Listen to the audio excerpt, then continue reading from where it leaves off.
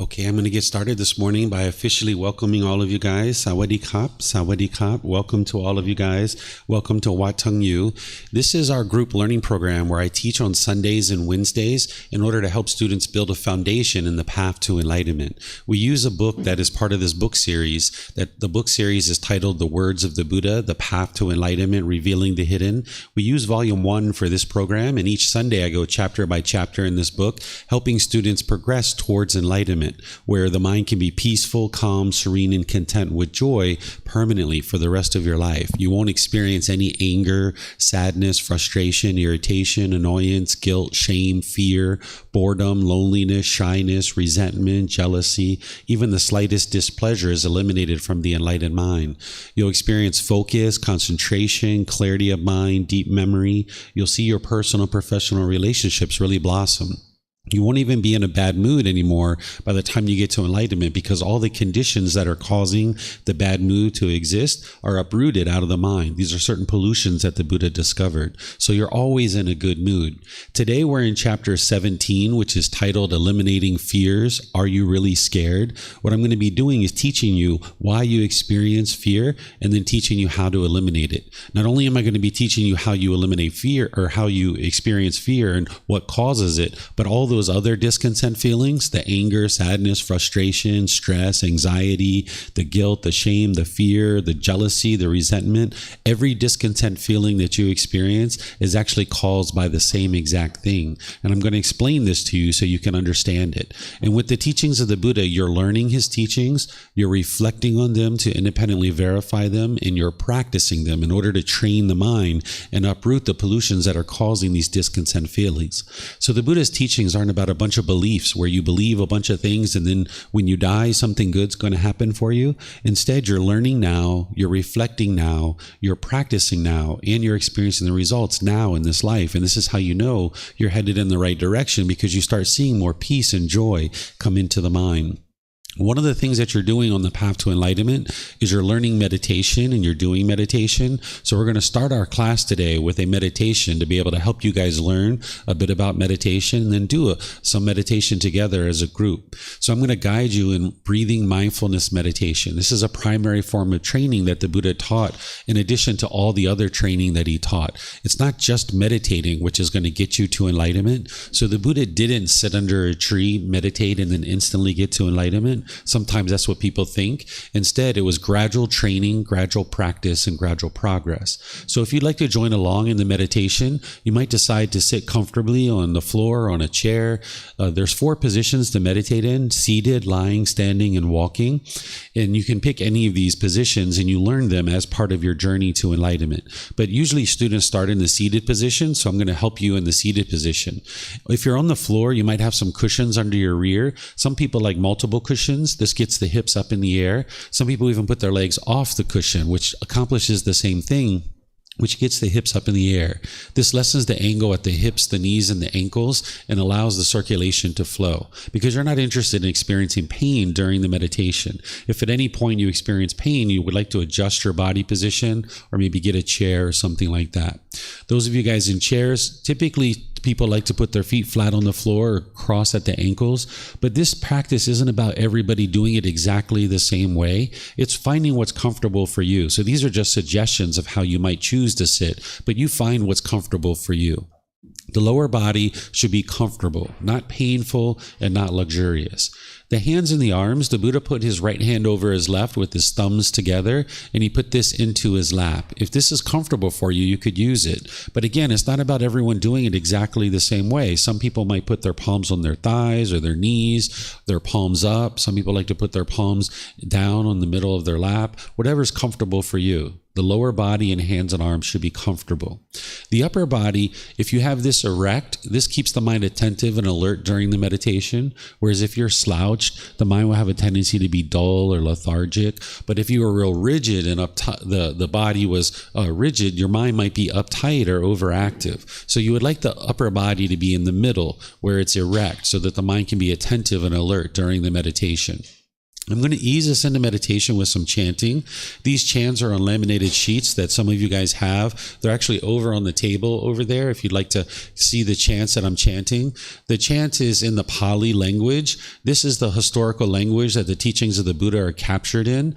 And we chant these nowadays in order to ease the mind into meditation. During the lifetime of the Buddha, they used chanting as a way to commit the teachings to memory, because he would teach and then they would once every 2 weeks come together and actually chant in Pali in order to commit the teachings to memory. And this helped them to then be able to practice the teachings in daily life. Nowadays, we don't need to chant in order to commit the teachings to memory because we have books, we have YouTube videos, we have podcasts. The Buddha didn't have any of those things during his life. So we're able to capture the teachings in this form. So you don't need to chant in order to commit the teachings to memory, but it does help to ease the mind into meditation, kind of bring some vigor and some alertness to the mind as you ease down into meditation. These chants, I suspect that they were actually created by his students rather than the Buddha himself, because you can see that there's a lot of admiration and gratitude and respect for the Buddha in there.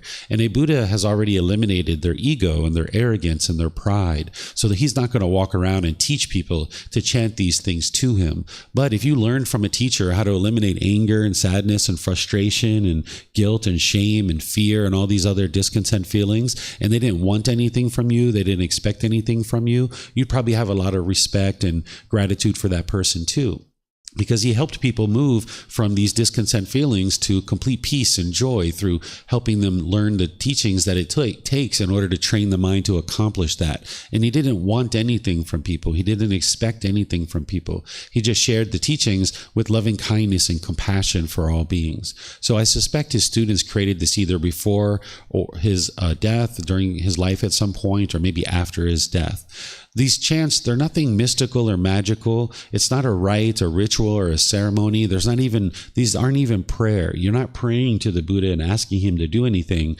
He's already done his work. He shared the teachings, and now he's died, and he left those teachings behind so that you can understand what it takes to get to this peaceful and joyful mental state. So he's not going to be able to intervene on your behalf. It's about you cultivating wisdom and then using that wisdom to improve your life through wise decision making. So that's why after meditation, I'm going to share some teachings with you that are going to help you learn what's causing these discontent feelings so that then you can actually eliminate them. And then I'm going to give you some very specific teachings about how to eliminate fears. So if there's any fear that's in your mind, you're going to learn today how to actually eliminate it so you don't need to experience that fear any longer. So if you'd like to meditate with us, you can be comfortable, as I mentioned, in the positions. You can chant along with us if you'd like as we ease into meditation. Then I'm going to provide you some guidance once we get into the meditation so you can understand how to actually meditate. Then there's going to be a period of time where we'll just all be meditating together. Those of us here at the temple and those of you guys joining us online will just all be meditating together. And then after the meditation, we'll come out with some more chanting. And then I'll open up to some questions and we'll move into the topic that we have today, which is eliminating fear. So again, welcome to you guys. And if you'd like to join the chanting and the meditation, feel free.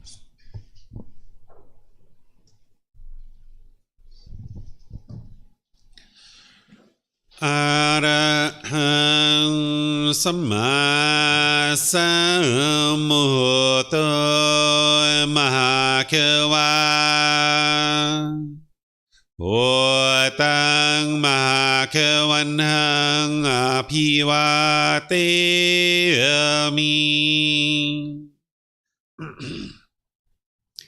Savakato Mahakavata Dhammo Dhammang Namasami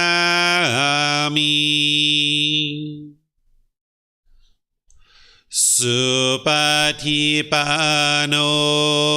Mahakavato Savaka Sangho Sanghang Namami Namo Tassa Bhagavato Arahato Samma Sambuddhassa นะโมตัสสะภะคะวะโตอะระหะโตสัมมาสัมพุทธัสสะนะโมตัสสะภะคะวะโตอะระหะโตสัมมาสัมพุทธัสสะอิติปิโสมะคะวะอะระหังสัมมาสัมพุทโธวิชาจารนังสัมมุโนสกาโตโรกาวิโตอนุเตโรปุริสาดามาสติสตาตาวามนุสนังโอโตภาควาติ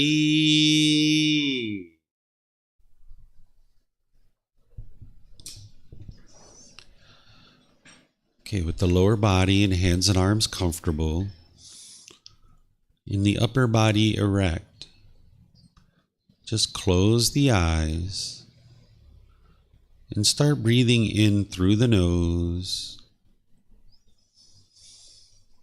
and out through the nose.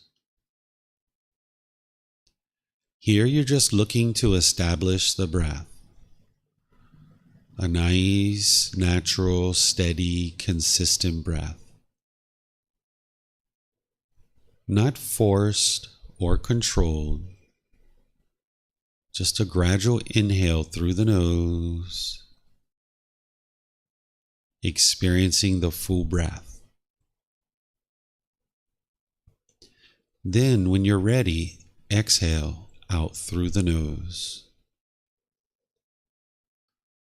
Breathing in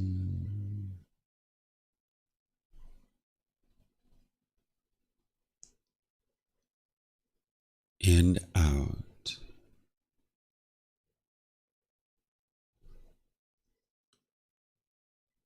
Breathing in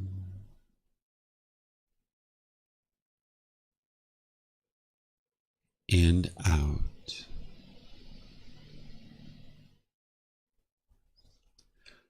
Your breath may not match up with the guidance that I'm providing, and that's okay. This is your practice. I'm just here for guidance. You can use this voice as a reminder that whenever you get to the next inhale, breathing gradually through the nose, establishing a nice, natural, steady, consistent breath. And then, whenever you're ready, exhale out through the nose, experiencing the full breath. Breathing in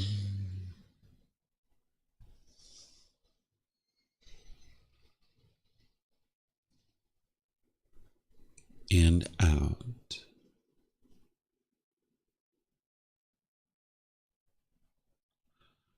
Breathing in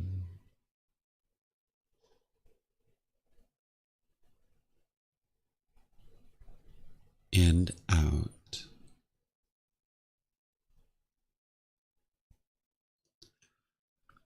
Once the breath is well established, start fixating the mind on the breath, either the sound of the breath coming into the nose or the sensation of air moving over the skin into the nose.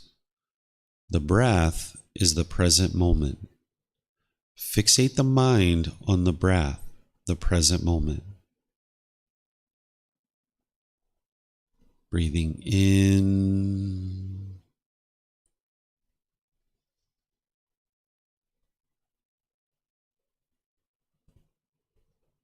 and out.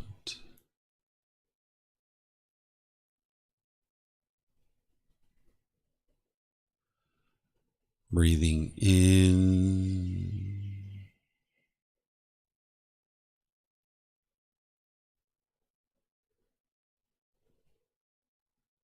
and out.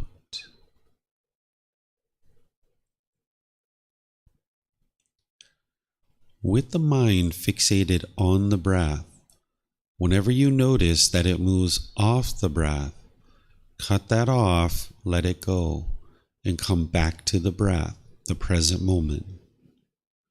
No need to observe the thought, label it, judge it, analyze it, or even try to figure out where it's coming from.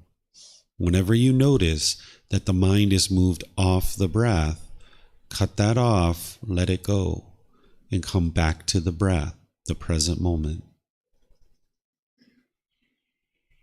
Breathing in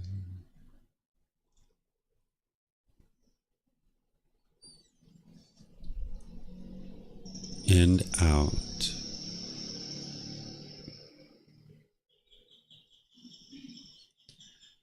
Breathing in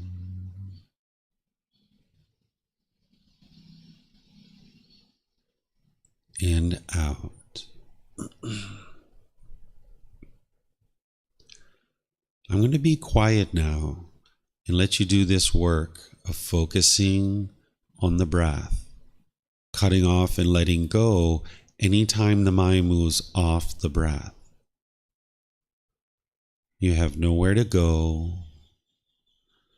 There's nothing to do. No one needs you right now. This is your time to focus on the breath. Breathing in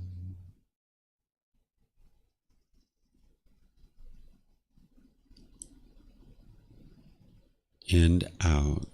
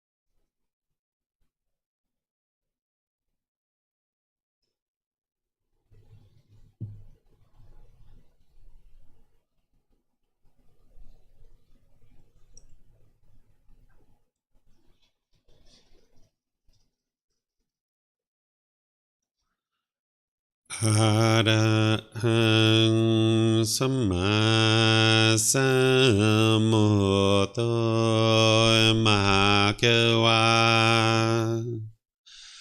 พุทธังมหาเกวันหังอภิวาเทมิสวากขาโตมหาเขวตาธัมโมธัมมังนามัสสามิสุปฏิปันโนมหาเขวโต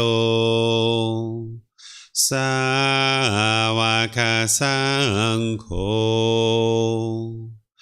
สังฆังนามามินับโมตัสสะภะคะวะโตอะระหะโตสัมมาสัมพุทธัสสะนับโมตัสสะภะคะวะโตอะระหะโตสัมมาสัมพุทธัสสะนับโมตัสสะภะคะวะโตอะระหะโตสัมมาสัมพุทธัสสะอิติปิโสมหาเขวาอะระหังสัมมาสัมพุทโธวิชาจารณังสัมมุโนสกขาโตโรกาวิโตอนุเตโรปุริสาธัมมาสติสัตตาตาวามนุสนังพุทโธภะคะวะติ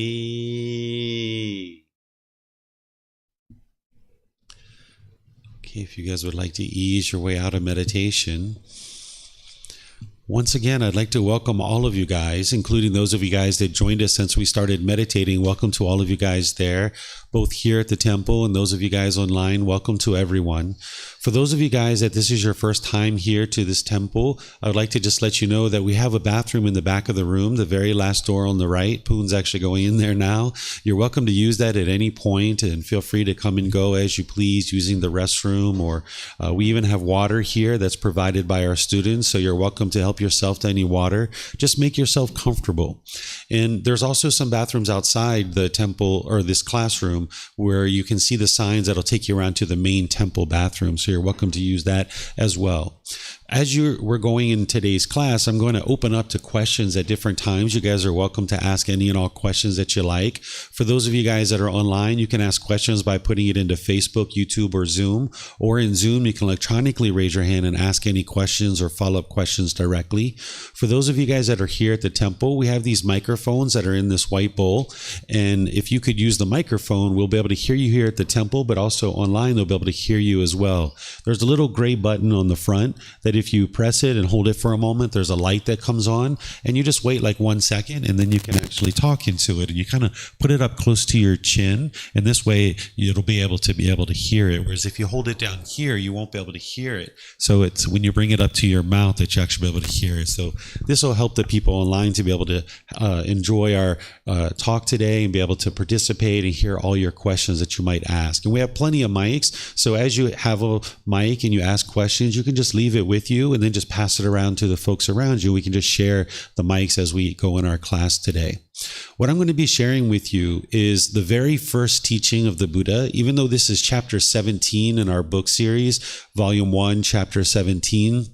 It's actually the very first teaching of the Buddha. So if this is the first time you've ever been to a temple to learn the teachings of the Buddha, this is a great time to actually learn, because it's the very first teaching that you would need on the path to enlightenment. And then after I share that teaching, which is going to be a review for some of you guys and a refresher, but it'll be brand new for others, then I'm going to go into some specific teachings about how to eliminate fears. That's our topic today. You'll actually see what's causing these fears and then actually how to eliminate them. And as I mentioned, as we go, you're welcome to ask any and all questions using the mic. So let me just make some changes here with online so that people can see our visual aids here. Okay. So as I get started with talking about the teachings of the Buddha, I would like to just share something with you that I share with pretty much most students when they first start learning with me, is that as I'm teaching you today, you shouldn't believe anything that I have to say. You shouldn't believe anything that's in the books that I write. You shouldn't believe anything that I share with you in terms of the teachings, or if you're receiving personal guidance with me. Anytime we're interacting about the teachings of the Buddha, never believe anything that you hear from me or anybody else. The teachings of the Buddha aren't about believing a bunch of things. You won't get to enlightenment if you're just believing the teachings of the Buddha. You need to be able to learn his teachings, investigate them, examine them. You're going to need to reflect on them to independently verify them. And you're going to need to practice them in order to train the mind and uproot the pollutions out of the mind. By practicing in this way, where you're learning, you're reflecting, and you're practicing, you'll acquire wisdom. That's what's going to be able to help you to get to enlightenment, in training your mind to acquire wisdom. The Buddha is teaching you what's referred to as the natural laws of existence. These natural laws are functioning and around us at all times, but you may or may not be aware of these various natural laws that he taught. And you can't get to enlightenment through just believing these natural laws. You need to gain wisdom of these natural laws, because when you lack wisdom, you'll tend to make unwise decisions that produce unwholesome results. So one of the reasons why you're experiencing anger, sadness, frustration, irritation, annoyance, guilt, shame, fear, boredom, loneliness, shyness, resentment, jealousy, the displeasure, the resentfulness, all of those feelings are coming from a lack of wisdom, that the mind just doesn't understand what it doesn't understand. So when you lack wisdom about these natural laws, you'll struggle. You'll have difficulties in the world. When there's certain decisions that you're about to make, you'll struggle with those decisions because you lack wisdom. So by not believing the teachings of the Buddha, by learning and investigating, examining them, by independently verifying them through your reflection and through practicing them, you can see the truth and you can get to wisdom and you can understand these natural laws. And now, instead of having a lack of wisdom, making unwise decisions that lead to unwholesome results, you'll actually have wisdom of these natural laws. And now with this wisdom, you'll naturally make wiser decisions that produce wholesome results in your life. You've done this same process that I just shared with other natural laws in your life. At one point in time, you didn't understand the natural law of gravity. So you struggled, you had difficulties. We all did. We fell down, we hit our head, we broke open our elbow maybe, or our knee, we broke toys, we broke other people's stuff. We had difficulties with this natural law of gravity. But slowly but surely, we learned, we reflected, we practiced. We got better and better at interacting in the world through this natural law of gravity. And now we're at the point where we can ride bicycles, we can climb ladders, we can ride motorbikes, we can get on airplanes and travel all over the world. We learned to tie our shoes a bit tighter. We learned to look at the surface of the sidewalk as we were walking. We weren't so excited all the time and bouncing all around like a little kid like we used to, right? We learned to be more calm and more steady as we walked on the surface. And because we had this wisdom of the natural law of gravity, we started making wiser decisions that produced wholesome results. And this is why now you fully awoke to the wisdom of the natural law of gravity, and you no longer struggle with the natural law of gravity. So the same thing is occurring with all these other natural laws that the Buddha taught, that the mind, if it lacks wisdom, it's going to struggle and have difficulties, just like you did when you were a child with the natural law of gravity. But you can fully awake to this wisdom and get to the point where your mind can make wise decisions in the world, just like you're now making wiser decisions about the natural law of gravity. And this just takes gradual training, gradual practice, and gradual progress. It wasn't until we were maybe 10 or 12 years old that we fully awoke to to the natural law of gravity, maybe even 14 or 16 by the time we fully awoke to that natural law. So it took some time.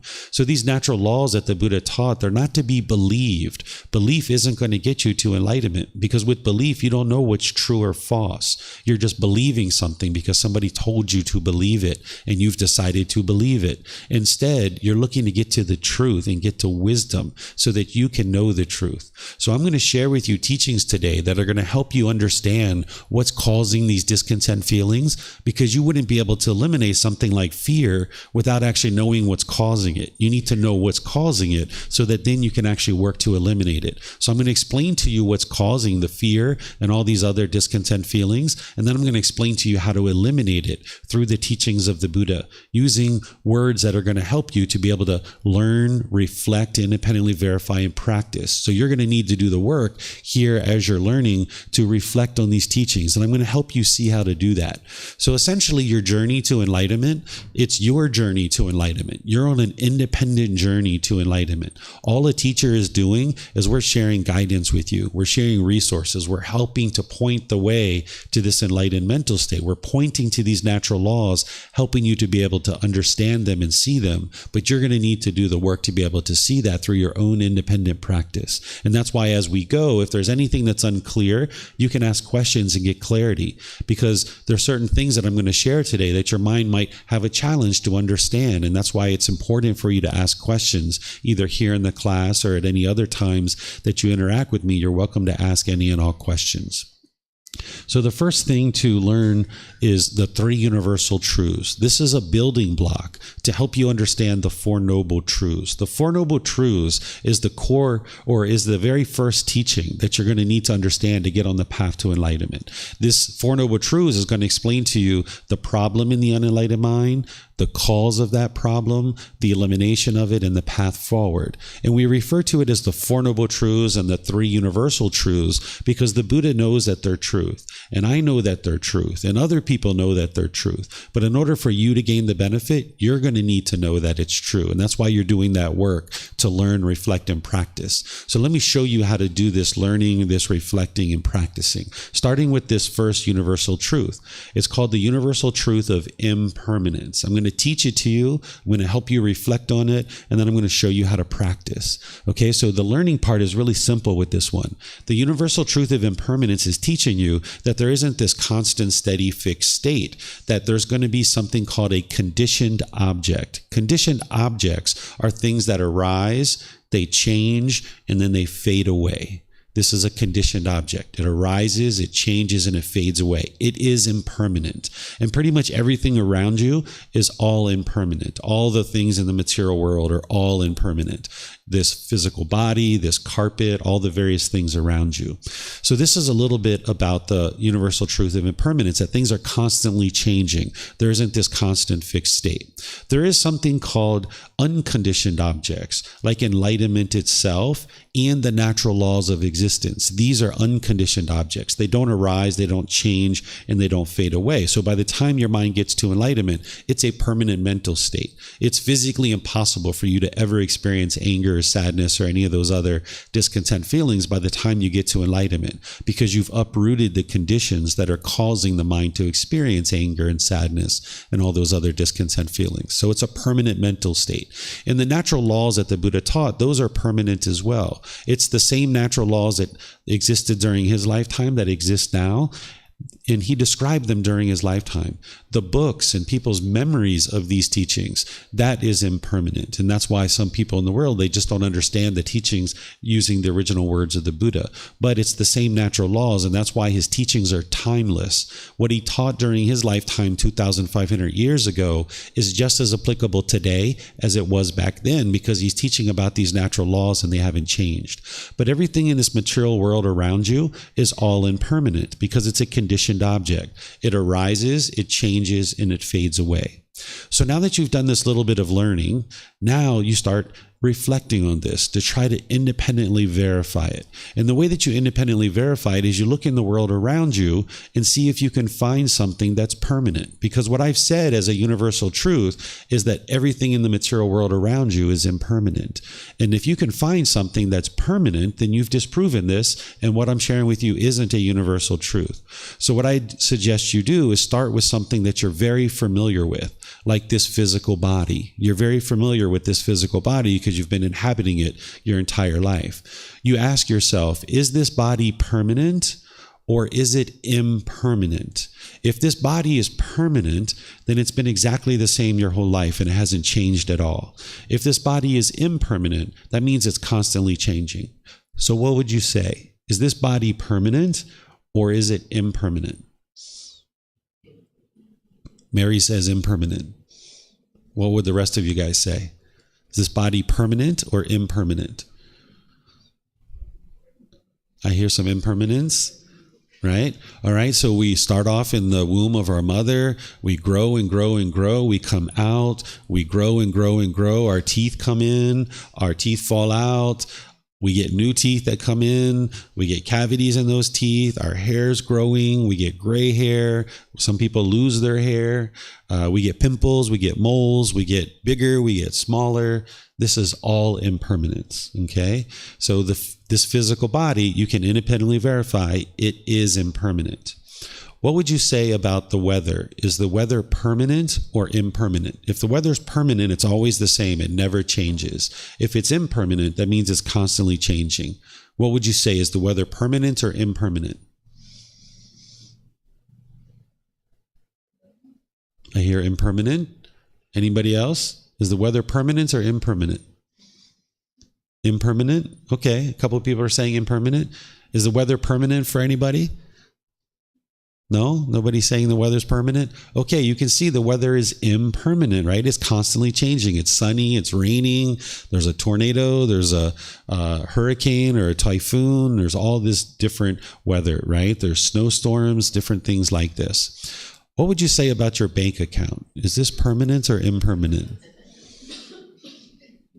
What is it? Non-existent? Yeah. Did you used to have a bank account? Okay, so that's impermanence, right?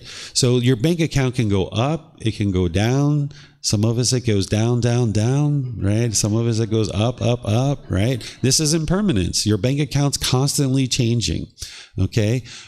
This is all impermanence. What about the, where you sleep at night? Do you sleep in exactly the same place all the time? No, you don't sleep in the same place. What about your relationships? Are your relationships permanent or impermanent? They're impermanent, right? People are constantly coming and going in and out of your life all the time. You don't have exactly the same people in your life all the time. People are coming and going. You're meeting new people. You're moving away from people. You don't see them any longer, right? This is all impermanent. So we could just go on and on and on. You can see impermanence on the wall of the temple, right? You can see the holes. You can see the marks. You can see the discoloration. You can see it on the floor. There's marks and discoloration. We started with a certain number of people in our class. Now there's more people that have come. Maybe some people decide to leave early. This is all impermanence. Things are constantly changing. There isn't this constant fixed state. Okay, so this is the universal truth of impermanence. Now that you've done the learning, now that we've done a little reflection, the practice part is if you can't see that this universal truth of impermanence is true, you need to go out into the world and walk around and constantly look for things to try to determine whether things are permanent or impermanent. When you're walking down the sidewalk and you see a crack in the sidewalk, that's impermanence. When the height of the sidewalk is changing or the color, the texture, that's impermanence. When you look at a fence and you see a fence is maybe painted one color and is starting to fade, that's impermanence. If you're staying in one hotel in one place now and then you're changing to another place, this is impermanence. If you go to the airport and your flight is delayed or it's canceled, that's impermanence. Okay, there's impermanence around you happening all the time, but you need to be able to see that truth and that wisdom to know that this is true. Now we have this second universal truth, the universal truth of discontentedness. If you've studied the teachings of the Buddha in other places, they might have used the word suffering here, but I use this word discontent, discontented, or discontentedness. I'm going to explain to you what this is, then I'm going to circle back and explain to you why I don't use the word suffering. This word discontentedness is being translated from the original Pali Canon, which is the original source teachings of the Buddha, where he uses the word dukkha. This word dukkha, like I mentioned, is oftentimes translated as suffering, but it would be more appropriately translated as discontent, discontented, or discontentedness. Because when the Buddha is explaining this universal truth, he explains that the unenlightened mind experiences three feelings: pleasant feelings, painful feelings, neither painful nor pleasant. These are called conditioned feelings, that the unenlightened mind is going to experience a pleasant feeling like happiness, excitement, elation, thrill, exhilaration, euphoria. It's also going to experience painful feelings like sadness, anger, frustration, irritation, annoyance, guilt, shame, fear, stress, anxiety. These are very painful for the unenlightened mind to experience. And then there's neither painful nor pleasant feelings. I put in here boredom and loneliness, but some people say that that's quite painful for them. So you could put that in the painful category if you like. But shyness is a good example of this. It's not painful. It's not pleasant. It's neither painful nor pleasant. Or if you were on public transportation and somebody that you didn't know came and sat really close to you and your body was touching their body, you might not say that it's pleasant or painful. It's neither painful nor pleasant. Maybe the mind is uncomfortable or dissatisfied. This is the neither painful nor pleasant category. So the Buddha is explaining that the unenlightened mind experiences these three feelings, and these are called conditioned feelings. That, for example, if you wake up in the morning and you see it's sunny outside, you might get excited or you might get happy. Yes, it's so sunny outside. I'm going to go hiking with my friends. Oh, this is going to be so fun. We're going to play in the woods. Yay, it's sunny. So you're forming this inner feeling of happiness and excitement based on a condition. The condition is the sun, that it's sunny outside, so therefore you'll be happy, right? So now you go take a shower, and then you come out, and now it's raining. And now that feeling of happiness is gone.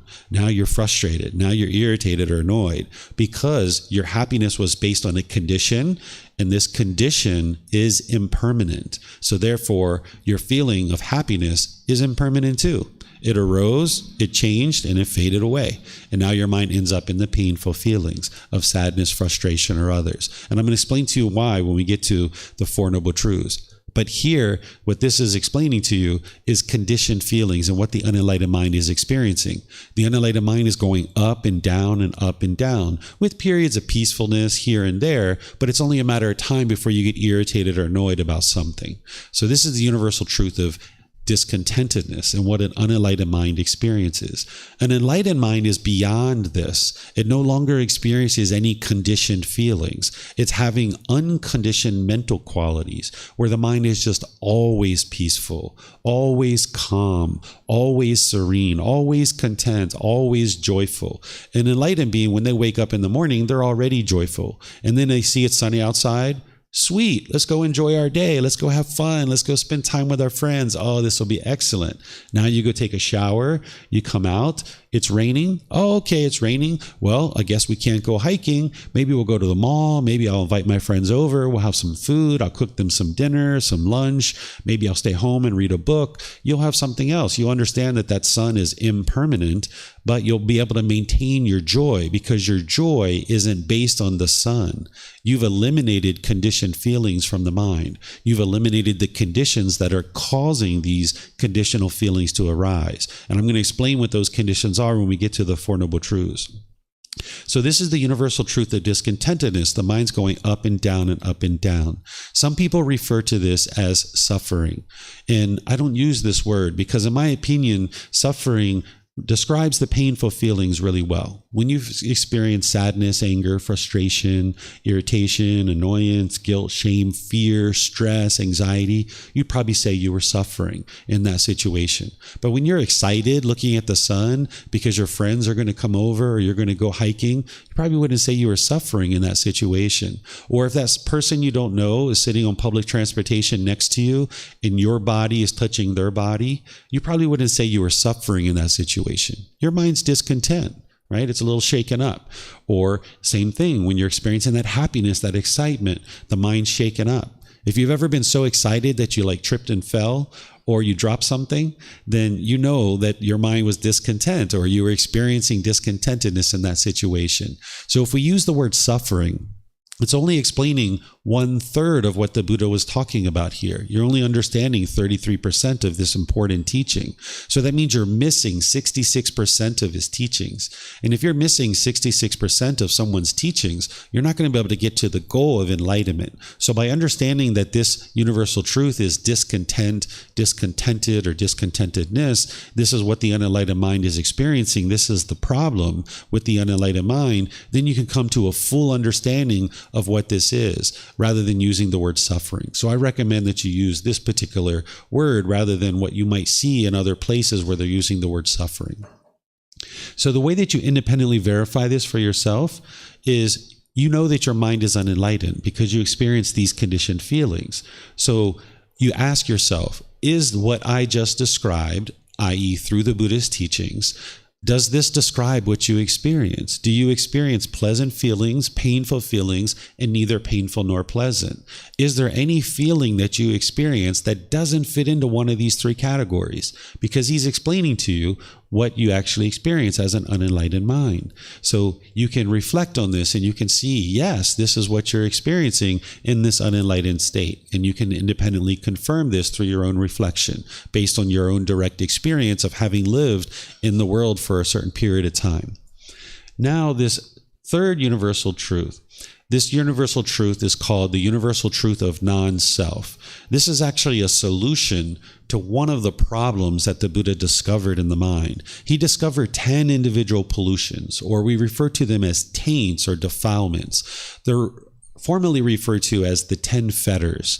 What a fetter is it's like a shackle around your ankle with a chain and a ball. This is what they used during historic times and ancient times to keep people trapped like a prisoner. They would put a shackle and a chain and a ball around your ankle, and you would have a hard time carrying this around, and this would keep you confined to a certain place.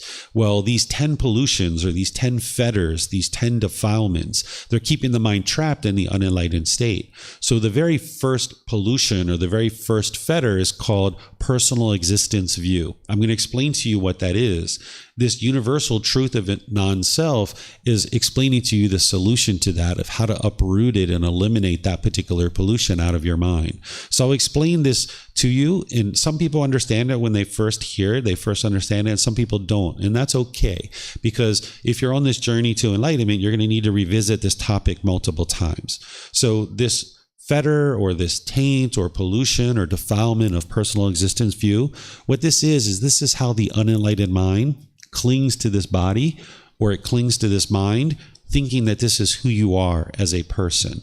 So there's a certain self-image or a certain self-identity that the mind is clinging to, thinking that this is you. And now when you have agreeable contact, you'll get pleasant feelings. And when you have disagreeable contact, you'll get painful feelings. So for example, if somebody compliments you about your appearance, says, wow, you're so beautiful, or, oh, you're so handsome. That shirt really brings out the color of your eyes. Ah, you're so beautiful and handsome, right? You might get these conditioned pleasant feelings based on the condition of somebody giving you a compliment, and they're complimenting about your self-image. Your mind's clinging to this self-image, thinking that this is you. And now you get these conditioned feelings of happiness, excitement when somebody's complimenting on this self-image.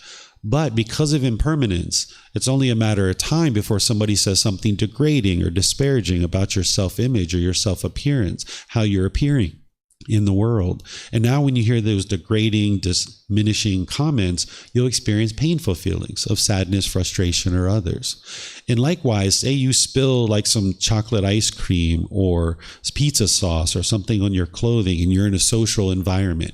You might feel embarrassed because of this personal existence view, because the mind is clinging to this body, thinking that this is who you are, and you're not being perceived in the world the way you want to be perceived. So that embarrassment, that discontentedness arises. Or say you look in the mirror and you see a wrinkle, or you see a pimple, or you see a mole, or you see a gray hair, or you're losing your hair, or you see a little bit of extra fat here or there. You're looking in the mirror and you're clinging to this body thinking that this is who you are. You don't appear the way that you want to appear, and now you might feel frustrated or angry or irritated or annoyed about the self-appearance or this self-image. This is the mind clinging to the body, holding on to it, thinking that this is who you are, and now the mind becomes discontent when you're not experiencing what you want to be experiencing. Then there's the the self-identity that's in the mind. The self-identity is certain roles or certain things that you cling to, like your culture, your nationality, your ethnicity, your sexual orientation, maybe your job or your occupation. If you cling to any of these things thinking that this is who you are, then you'll experience discontentedness, because you might be in a situation where somebody's complimenting you about your nationality. Maybe he's like, oh, you're Irish, or you're Italian, or you're from the UK, or you're Sri Lankan, or you're from Spain. Oh, people from those countries are so fun and so friendly and so happy, or whatever. They're saying some complimentary thing, and now you get all these pleasant feelings because they're talking about you, and you've identified with this is who you are as a person, that you are Spanish, or I am American, or I am German, or any of this I am, right? As long as your mind is clinging to this I am, like I am a police officer, I am a lawyer, I am a doctor. If somebody says something that is positive, then you get this agreeable contact about your self-identity, and now you get pleasant feelings. But it's only a matter of time, because of impermanence, that someone's going to say something degrading or disparaging about some identity that your mind is holding on to, either your culture, your nationality, your ethnicity, your sexual orientation, your job or occupation, or anything like this. You could be at a restaurant and 2 tables over, somebody's talking in a degrading way about any of these things. And you can't control what other people say and what other people do. All you can do is control your own mind. So if you're clinging to this identity, thinking that this is who you are, that I am American, I am a Buddhist teacher, if my mind's clinging to any of those kinds of things, now when you hear agreeable things, you'll get happy and excited. If you hear disagreeable things, you will get frustrated or irritated or annoyed. Another way that this self-identity is affecting an individual is, say that you have a certain job or occupation, and now you've done that for a period of time, but now you get laid off or you retire. If you've assumed this job or occupation is who you are, you might struggle when you retire or when you get laid off or fired from that job, because you're identifying with, I am a food server, or I am a police officer, or I am an IT professional, or any of this I am. You might identify with this is who you are. And as long as you're doing that thing, you feel secure and you feel whole. But now when you're not doing that thing anymore, because of impermanence, things are going to change. And now when you're not doing that thing, you might feel lost or diminished, or you don't feel whole anymore. You might feel like you've lost yourself, or you don't even know who you are anymore. Some people come to Thailand. They're in search of themselves, right? They're trying to find their true self, but they can't ever find it because there is no self. If you've ever been in a relationship with a boyfriend or girlfriend or husband or wife, and you've identified with, I am a boyfriend, or I am a girlfriend, or I am a husband, or I am a wife. When you guys were together, you might have felt great about that. But then when you separated and now you're single, you don't identify with that role anymore of being single, that you identify with, I am a boyfriend, I am a girlfriend, I'm a husband, I'm a wife. And now you might have struggled during this time when you were single. You might have felt like you wanted to hurry up and get right back into another relationship because you wanted to assume that role of I am a boyfriend, I'm a girlfriend. You felt lost when you weren't in that particular role. So this is some of the challenges that personal existence view presents for you, is that as long as you cling to this body and you cling to this mind, thinking that this is who you are, then when your mind is experiencing agreeable contact related to your self-image or your self-identity, you'll have pleasant feelings. But as soon as things start changing, and they will change because you're in an impermanent world, now you're going to end up feeling lost, or like part of you is missing, or you don't even know who you are anymore. And you might need to go on this journey to find yourself. Well, you can't find yourself because there is no self. You might find new hobbies, you might find new activities, you might find new jobs, new friends, or something like this, but none of those things are you. That's not who you are. But as long as your mind is falsely believing, as long as it has the misperception, as long as it's confused, having misunderstanding, thinking that this body or this mind is you, then when all these things start changing, you'll struggle, you have difficulties. So the solution to this is the universal truth of non-self, where the Buddha says there is no you. There is no you there, that this body nor this mind is you. This body is going to be constantly changing throughout your whole life. It's not permanent. And the roles and the things that you fulfill in life, whether you're a boyfriend or girlfriend, husband, wife, what job you perform, all these different things, this is all going to change over time. So as long as you're clinging to a self-identity or a self-image, your mind will end up in discontentedness at some point. Even if you're just at a restaurant overhearing somebody talk about people from the country that you come from, if you identify with that's who you are, then you'll struggle in that situation. So my mind knows that this body was born in America, but the mind doesn't identify with I am American, because as soon as I identify with I am American, when I hear positive things, I would get pleasant feelings. And when I hear degrading and disparaging things about Americans, I would feel angry or frustrated. I don't even identify with I am a Buddhist teacher, right? That's just a certain role that I'm fulfilling. I'm sharing the teachings of the Buddha.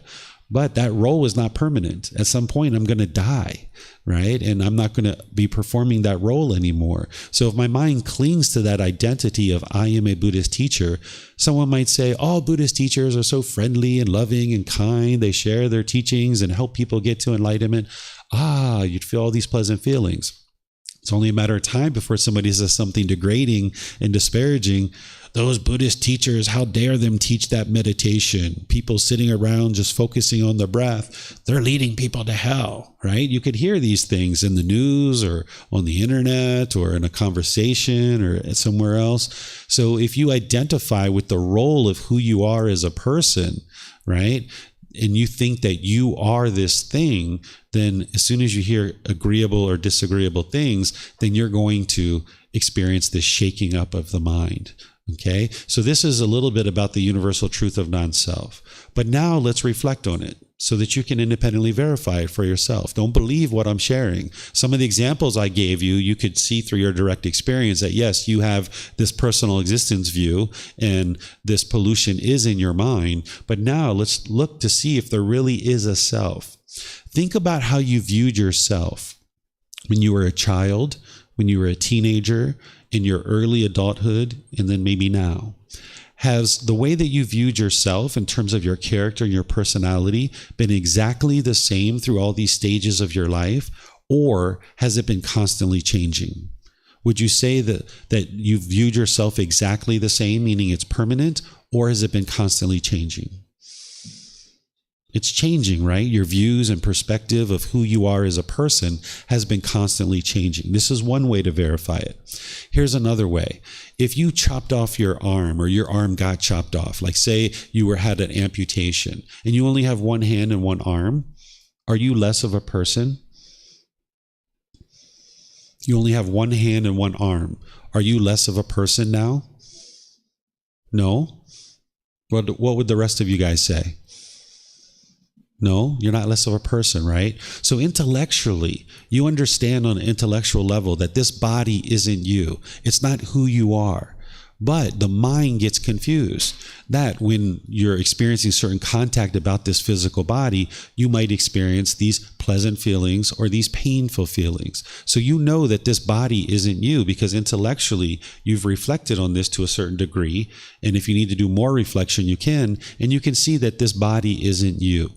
And then here's a third way that you can independently verify it. Point to yourself.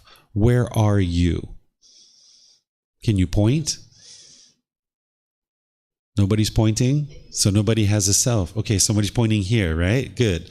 Or that's what is typical, right? Some people point here, right? If you're pointing or you think that this is you, which is common, this is a common thing, you need to look at what are you truly pointing to? If someone points here and says, I'm right here, this is me, what they're really pointing to is a shirt. That's what they're pointing to, right? You have to look at things very literal, very clearly, see the truth, right? Okay, so if I point to this shirt and I say, this is me, okay, take off the shirt and hold it up. Now, is that you? The shirt that you're wearing, is that you? Is that who you are? No, right? That shirt's not you. Okay, so now we throw away the shirt. Now point, where are you? Someone might point again. What are you pointing to? Pointing to skin, right? There's just skin there. So let's take off the skin, hold up the skin. Is that you? Is that who you are? Your skin? No? That's not you, right? The skin's not you, so we throw that away. So now, who you would point to, okay, where are you? You might point to this body again. Now you see ribs, you see muscle, you see organs, you see bodily fluids. Is any of that stuff you? None of that stuff is you. But the mind in the unenlightened state is going to think that this is you. It's going to think that this body is you. And this is the confusion that it has. So even though intellectually you might understand what I'm sharing with you right now, when you're in a situation where somebody's either complimenting this physical body or they're saying something degrading and disparaging about it, your mind, because of that confusion, it'll get shaken up. So more and more what you do is you get to the point where you realize non-self, that the mind is trained to realize non-self, where you realize that this body nor this mind is you. And that takes time to gradually work at. And oftentimes people need to learn this several times before they fully understand it 100%. So I'm going to pause here and see if you guys have any questions on the three universal truths before I move on and explain to you the four noble truths, which is where you'll understand the problem, the cause, the elimination, and the path forward. And then I'm going to explain to you how to eliminate fear. So is there any questions that you guys have on the three universal truths? Anything you would like to discuss? Yep, go ahead, Mary.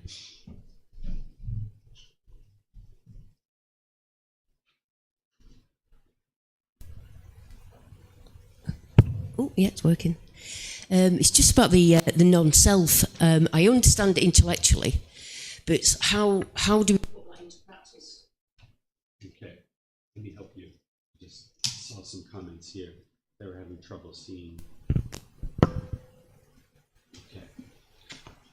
Okay, so Mary's asking about how to put into practice about the universal truth of non-self. So the way you put it into practice is there's certain proactive things that you can be doing. And I shared those back in chapter 16 last Sunday. There's certain proactive things that you can be doing to dissolve the self and the concept of a self. And then there's things that you can be doing in the present moment, that as a discontentedness is arising, you can cut it off and let it go. And these are things that you need to actively be able to do. So if you would like to revisit, because I think you were here last week, but you're going to need to revisit that in chapter 16. It's part of dissolving the ego. So there's certain proactive things and there's certain things you do in the present moment to be able to cut those off and let them go.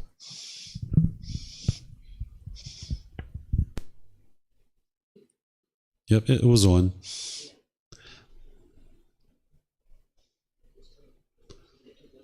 You have a follow-up question? So just press it until you see the light, and then once you see the light, then just start talking into it. Maybe Tina can help you. There you go. There we go. That's working. So if there is no self, when we do the loving kindness meditation, Mm-hmm. why do we say, may I be peaceful, may I be safe? Okay, perfect. So the English language is unfitting to really explain true reality. This is part of the problem and why the mind has this confusion and this misunderstanding, is that you say things like, I am hungry or I am thirsty. This is part of the problem in the unenlightened mind, is that we use this language English and it doesn't really represent true reality, because I am not hungry because there's no I here. What's truly happening is the body needs food. That's true reality, is the body needs food. And then even when you say I am angry, you can't be angry because there's no you here. What's happening is the mind is experiencing anger. So if you start disassociating this word I am, instead of thinking I am hungry, think, the body needs food. Let me start trying to find a place to get food. So when you experience grumpiness, when you're hungry, it's not biological that's causing that. I'm going to explain to you what's causing it. And part of it is the mind is thinking that this body is you. You're wanting this body to be permanently comfortable, and it's not possible. You're identifying with this pain as who you are. You might have a fear of death in there and other things like this that you can eradicate. You can get to the point where you know the body needs food and you start moving in that direction, but you're not grumpy and irritable because of that. Okay, so part of the proactive training is to disassociate with this word I am. And maybe you start thinking and start even saying the body needs food. We need to go find some food. The Thai language, because the Thai language has been formed around Buddhist teachings, the Buddhist teachings have been here for 800 to 1200 years. So as the Thai people were creating their language, they formed it around the teachings of the Buddha. So we typically speak in the third person. So if I was to say, and comment that I am hungry, the way that you actually say that in Thai is I would say David is hungry, right? You don't actually use the word I am. You say David is hungry. So like when my son comes home from school, I will say, how was Bailan's day at school today? I don't say, how was your day at school? I would say, how was Bailan's day at school? We typically speak in the third person, right? So this is a way to disassociate your mind with that language, realizing that the language is really unfitting to describe true reality. Any other questions? Yes, ma'am. Hello. Mm-hmm. Can an enlightened mind still feel the positive conditioned feelings like happiness, excitement? You're experiencing those in an unconditioned mental quality rather than a conditioned experience. So in the unenlightened state, you can only be happy if these conditions are met. Like my mom does this, my boss does this, my bank account is this, the weather is this, then I will be happy, which really limits your happiness. And that happiness only can occur when those conditions are met. And ultimately you end up in the painful feelings because when those conditions change, you'll be sad or frustrated or irritated. By the time you get to enlightenment, you've eradicated that forming of conditioned feelings based on some condition. So the mind is just always happy. It's always joyful. You're always experiencing pleasure, so to speak, but it's not conditional pleasure.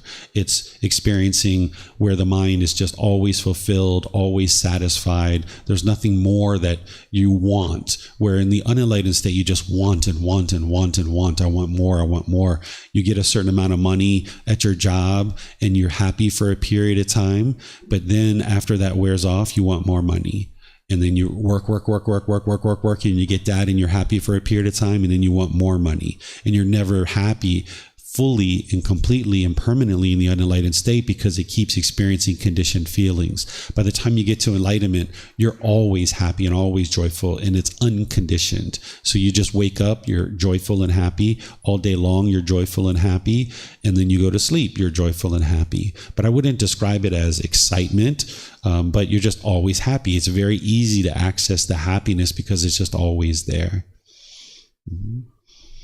Looks like we have another question here. There you go. It sounds like it's on. Now it's on. Hello? Yep. I also discover unconditioned feelings, but in the different way. I have depression, and I would like to hear your thoughts about it, because I wake up and I have just painful feelings, and it's like I know from my heart I love the sun, I love the weather, I love the mountains here, but I just feel pain. Okay. Let me explain the Four Noble Truths, because once I explain that, you'll understand why you're experiencing that. Okay. And you can actually eliminate all of that. And I'll come back to you, because the language that you're using there is very important to talk about when you're saying, I love this, I love this, I love this. I'll explain to you what that is. Okay. Okay. Yes, ma'am. Hello. Okay. All right.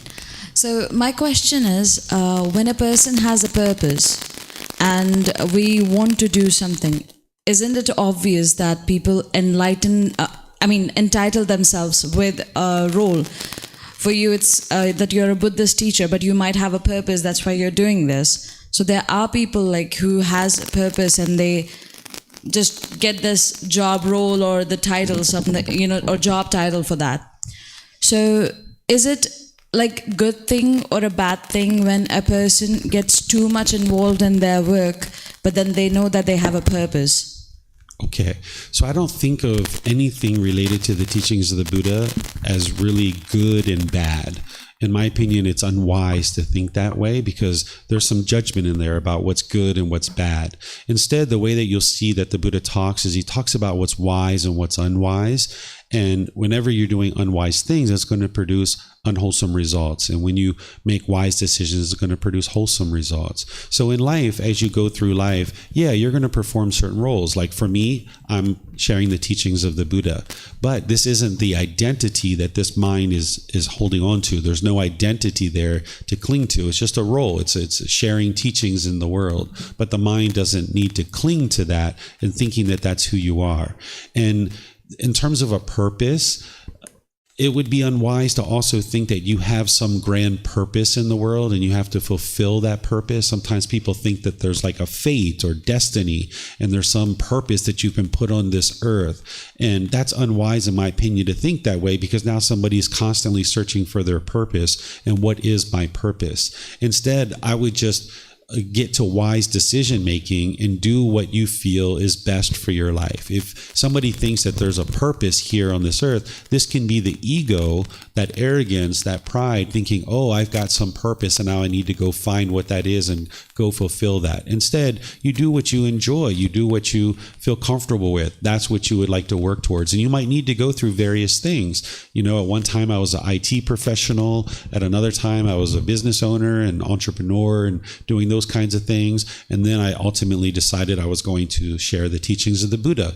And that was what I'm going to do for the rest of this life. But I wouldn't say this is my purpose. This is what I'm choosing to do. This is what I've decided is the best use of my time. Maybe somebody refers to that as a purpose, and you could, but that's not like it was destined to be.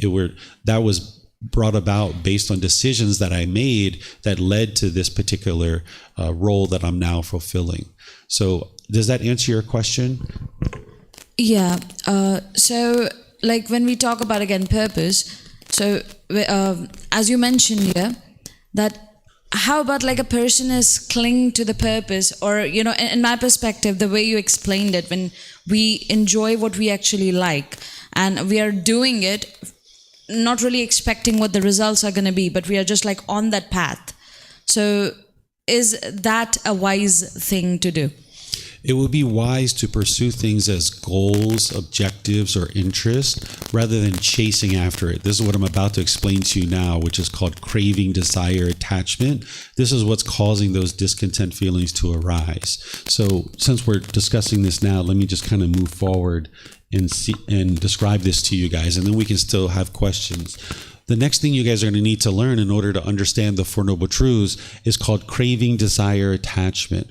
Expectations, wants, holding, grasping, clinging. This is the longing, the yearning. This is how the mind chases after things. So whether it's a job, an occupation, whether it's a boyfriend, a girlfriend, whether it's a brand new pair of shoes or some new car or a new phone or a new computer or new clothes, the mind might be longing, yearning, and chasing after things. But then also if you were over here where you were indifferent and you never actually pursued certain things that you need in life, you are not going to be peaceful there either. So what you need to do, answering your question, is pursue things as a goal, as an objective or an interest. And in this way, the mind can be peaceful and it can be joyful. But if you chase things like this, that's why I suggest that you don't think about it as I have some purpose in life and now I need to go out into the world and find out what that is. The mind can oftentimes chase that. Instead, you find out, well, what do I enjoy? Oh, I enjoy working with children. So let me be a daycare person, or let me be a nurse that takes care of children, or let me be a kindergarten teacher, or something like that. If that's what you enjoy, right? Or maybe you enjoy working on cars and you'd like to turn some wrenches and get your hands all greasy and dirty and fix things. And that's what really makes you tick, so to speak. Then when you discover what that is, then you pursue that. And that's part of the core central path of the Buddha. There's a core central teaching called the Eightfold Path that the Buddha shares. And as part of that is called right livelihood. This is where you learn to select a certain occupation and that is going to sustain your life, but you're doing that in a way that doesn't cause harm to other beings. And that's another teaching that one would move into after they learn what I'm going to share with you today. Any other questions that you guys have? Yes, ma'am.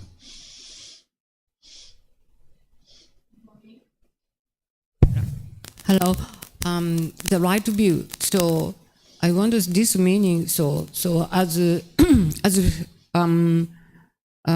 a human being, so in the world there is a the right view. So that meaning, so be aware about the universal rule. So maybe I haven't noticed those stuff.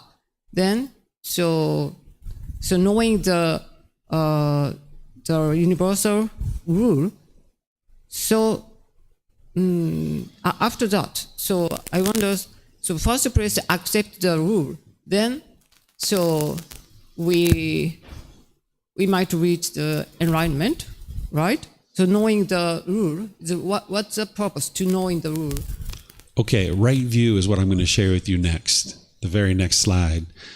So after I explain that to you, then if you have any questions more about what right view is, let me know at that point. Thank you so much. This is building up to right view.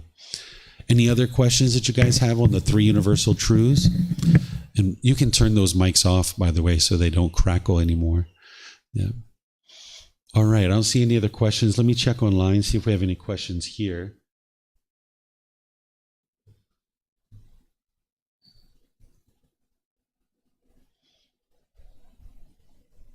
Okay, I'm not seeing any questions. So let's move on to understanding the Four Noble Truths. These are all building blocks to help you understand the problem in the mind, the cause of that problem, the elimination of it, and the path forward. So in four simple statements, you're going to understand what's causing these discontent feelings and how to eliminate them from a high level.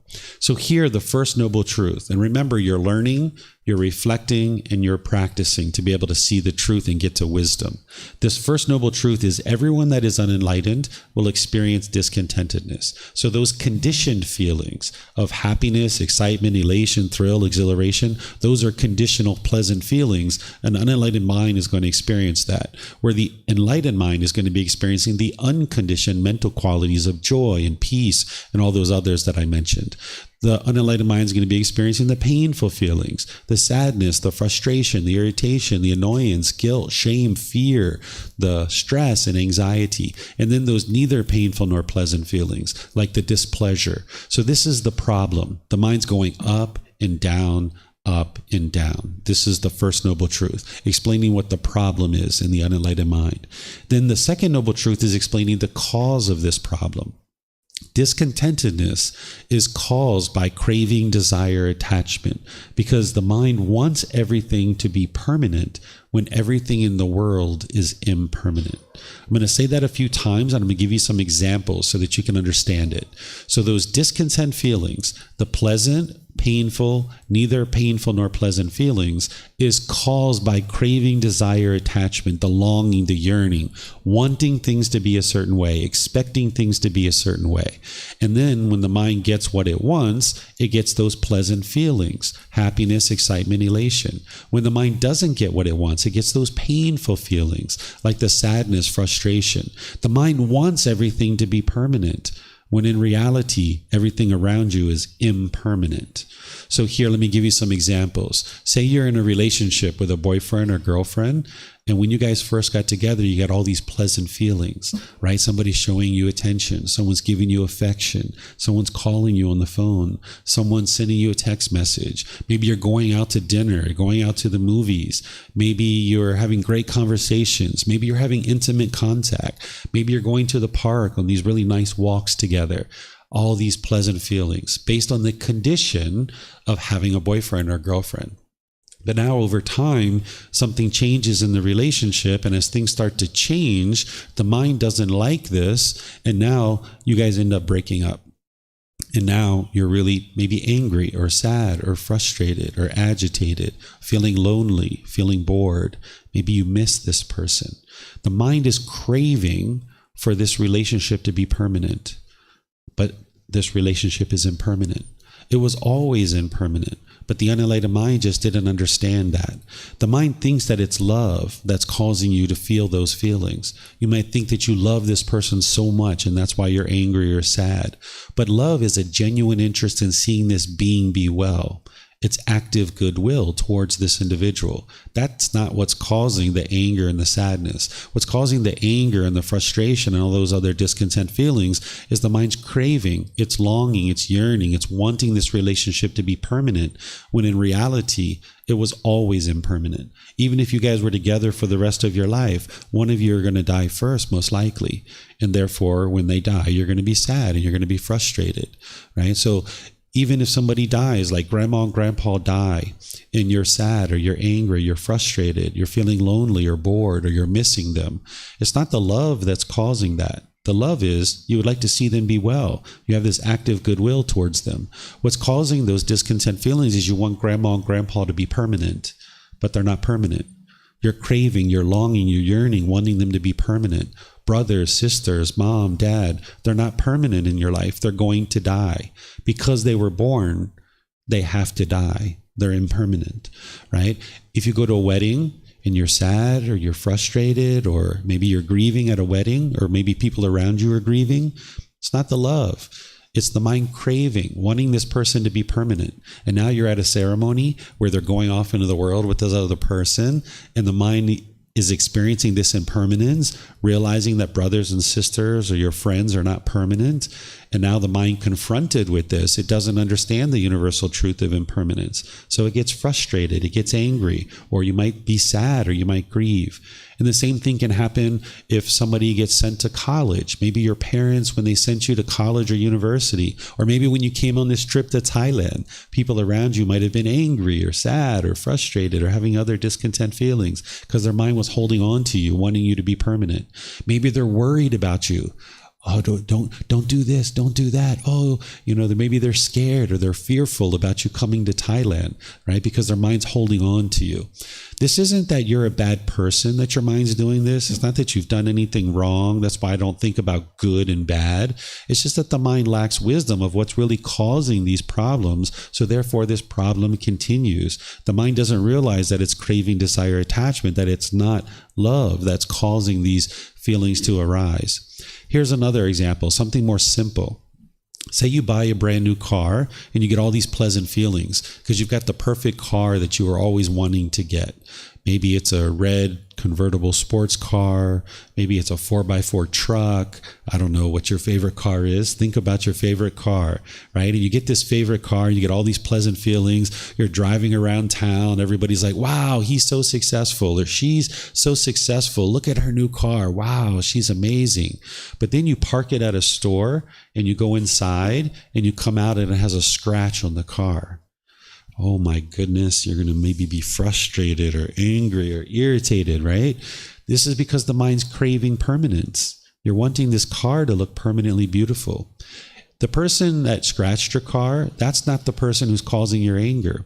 And it's not even the scratch that's causing your anger. It's the mind craving and longing, yearning, wanting this car to look permanently beautiful. This car is not permanent. The paint's going to fade. The tires are going to need to be changed. The upholstery inside is going to fade and it's going to get cracks and cuts. It's going to have damage done to it, right? As people use this car, it's impermanent. But if your mind's craving permanence, when you start experiencing all this change with this new item, whether it's a car, whether it's an article of clothing, whether it's jewelry or whatever it is, if your mind's craving for it to be permanent, when you start experiencing impermanence, then you're going to be sad or frustrated or angry. And the same thing with fear. If you permanently don't want to see a snake, and you never want to see a snake, or you never want to see a spider, or you never want one thing or another, the mind's craving this permanence. When you see a snake, you'll be afraid. Or when you see a spider, you'll have fear that rises up in the mind because your mind's craving to never see a spider or never to see a snake. And now when you see these things, your mind experiences fear. That's what rises up in the mind. So these are all being caused by craving, desire, attachment. Every single discontent feeling that you've ever experienced is being caused by craving, desire, attachment.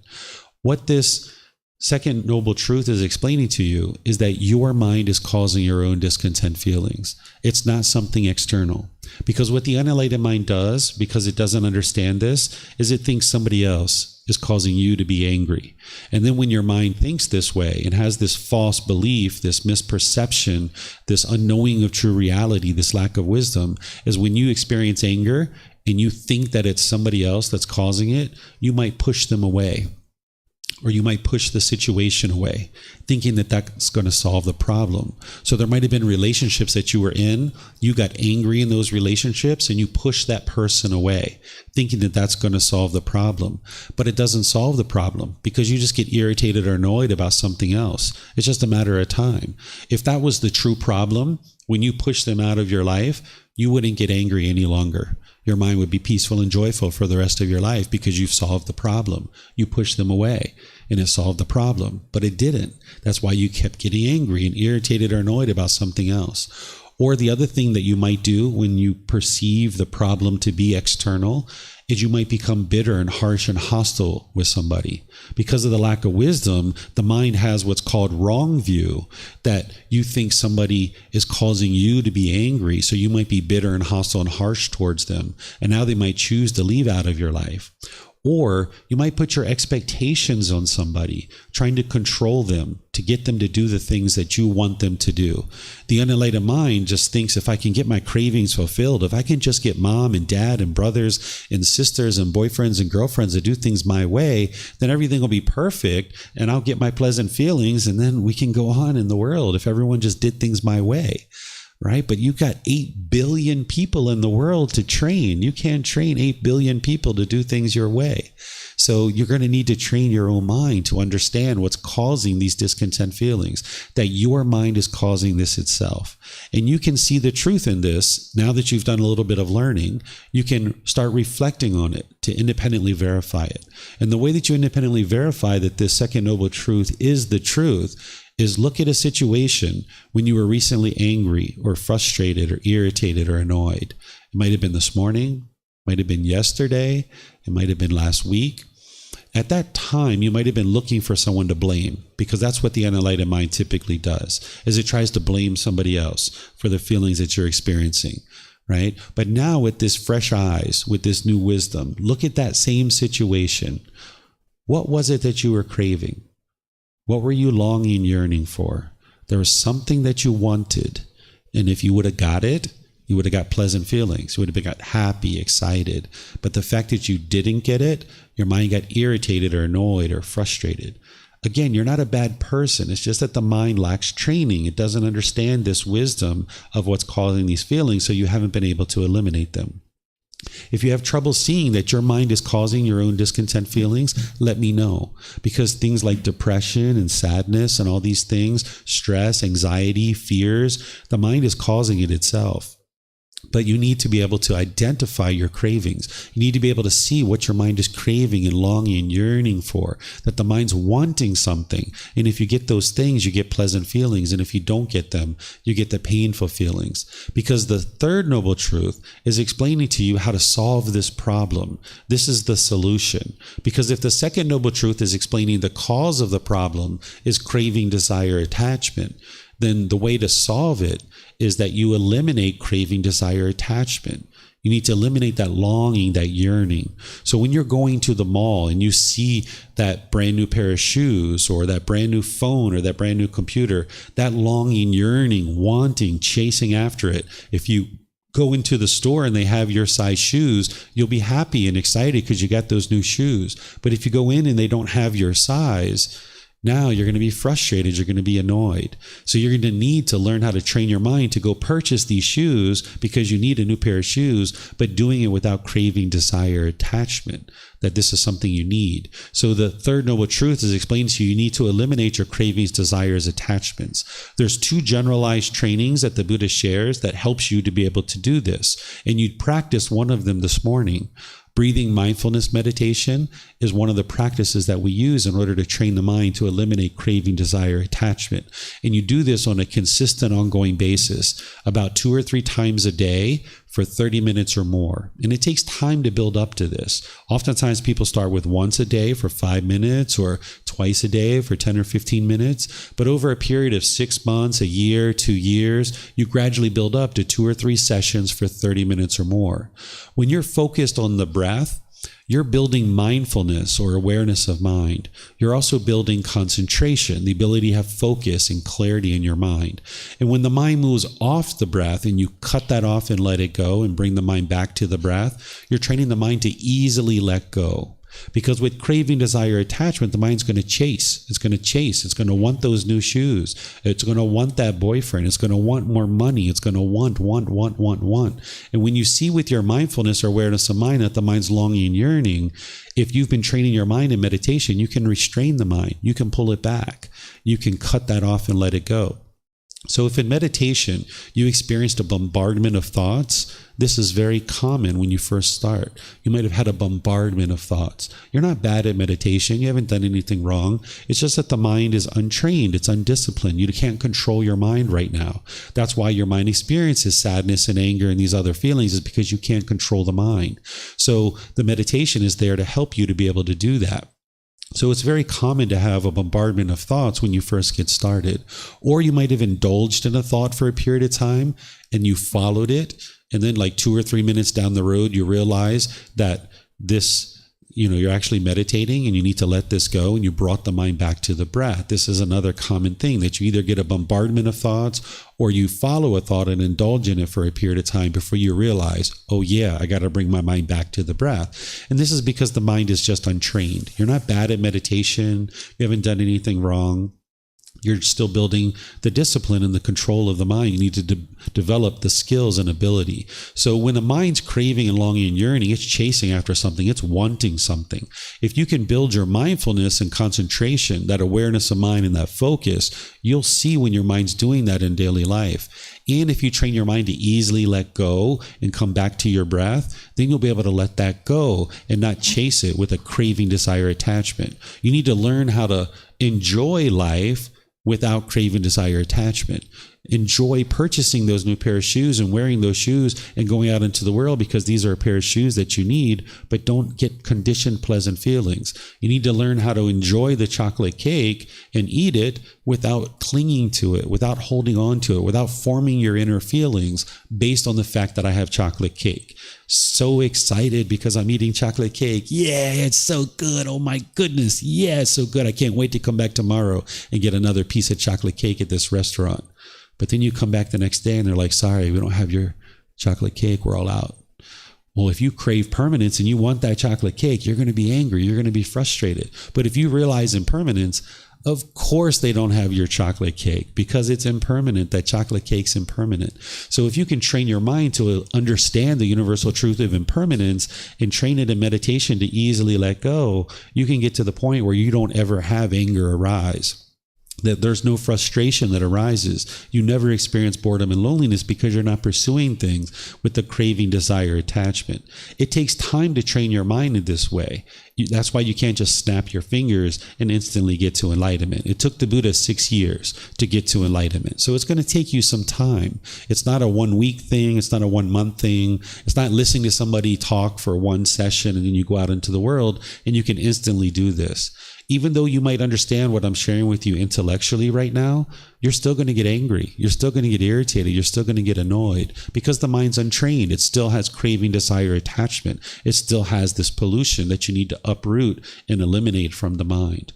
But it's breathing mindfulness meditation is going to help you do that, because if 20, 30, 50 times during your meditation, you have to constantly let go and let go and let go and let go, eventually your mind's going to become a real expert of letting go and no longer holding on. Because right now your mind's an expert of holding on. Your mind holds on to your boyfriend, girlfriend, or your grandma, or your grandpa, or it holds on to your money, or it holds on to your clothes, or it holds on to your phone. And then when those things aren't permanent in your life, these discontent feelings will arise. Right? So you need to train your mind to be an expert of letting go and no longer holding on, because right now it's an expert, it's a master of holding on. So breathing mindfulness meditation, if you're 20, 30, 50 times in your meditation, having to let go, let go, let go over the course of weeks and months and years, your mind will become an expert of letting go and not holding on. And then the other practice that the Buddha gives in order to help you train your mind to let go is practicing generosity, where you're giving and you're sharing more than is strictly required in any given situation without any expectation of anything in return. Because when your mind has craving, desire, attachment, you'll hold on to things very tightly. You might even become somewhat selfish. You'll hold on to your money, your clothes, your relationships. You'll hold on to them very tightly. You'll be very selfish. This is one of the reasons why jealousy arises in relationships, because you're holding on to this person, wanting them to be with you permanently. And now when they're just talking to another person, you might get jealous, or they might go out to the movies with somebody else and you get jealous. That's because you're holding on to them, wanting them to be permanent. So if you can train in meditation and you can train in daily life to give and share, then you can train your mind to let go. So you can train your mind to give and share your time, your effort, your energy, your resources, and more as you do this each day, it'll train your mind to let go.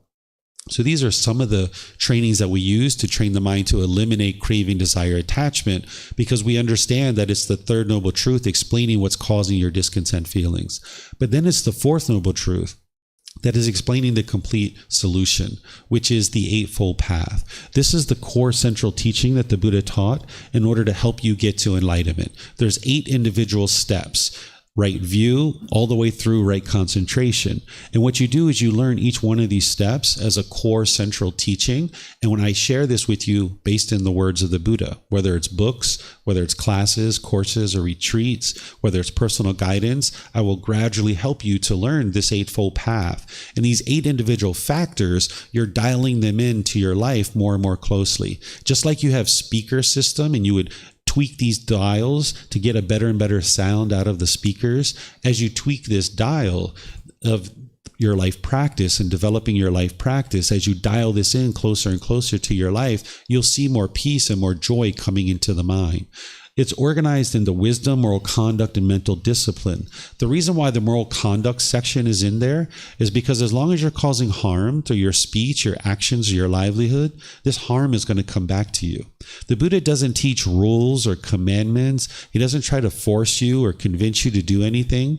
He's already gotten to this enlightened mental state. He's just sharing with you what it took for him to get to this enlightened mental state. But as long as you're speaking in ways that is causing harm to others, then this harm is going to come back to you. As long as you're causing harm through your bodily actions, this harm is going to come back to you. As long as you're causing harm through your livelihood, this harm is going to come back to you. And if you don't know the natural laws of existence, if you don't understand the natural laws around moral conduct, you'll inadvertently cause harm just through the lack of wisdom. You'll make unwise decisions. So with the teachings of the Buddha, whether it's moral conduct or mental discipline, you're learning, you're reflecting, and you're practicing to be able to see the truth. And then as you see that based on your own direct experience, your mind is now has more wisdom to be able to go off in the world and practice these teachings, and you'll experience different results. As long as you keep being bitter and harsh and hostile, for example, then that's what's going to come back to you. In your relationships, if you're resentful, if you're bitter, if you have animosity, then this is what's going to come back to you. And you can't escape that cycle until you change, until you gain wisdom to improve. Now, when you start being loving and kind, and you start being more compassionate, when you start being more polite, kind, friendly, and respectful, that's what will come back to you.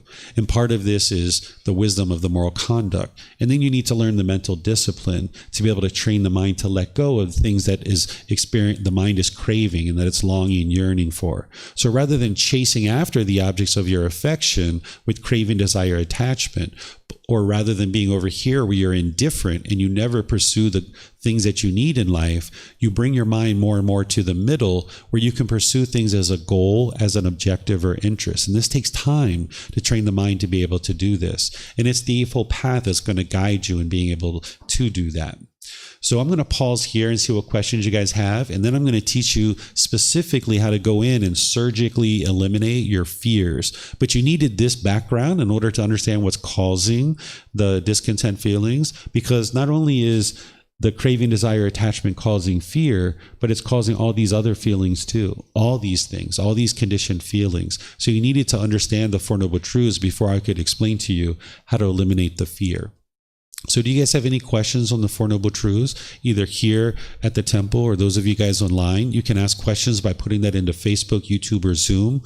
Or in Zoom, you can raise your hand electronically and ask any questions or follow-up questions directly. No questions? Okay. I have a question. Okay. Hello.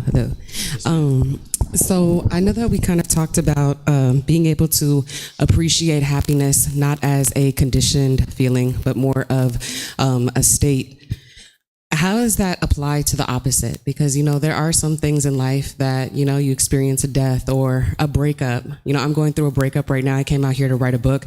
I found out my boyfriend fell in love with another woman, and we went from talking every day for 3 years to never talking at all. And I think I'm reaching a new level of enlightenment because I have such compassion and not really a whole lot of anger, but there is a part that is still sad. But not as sad as I would have been maybe a few years ago.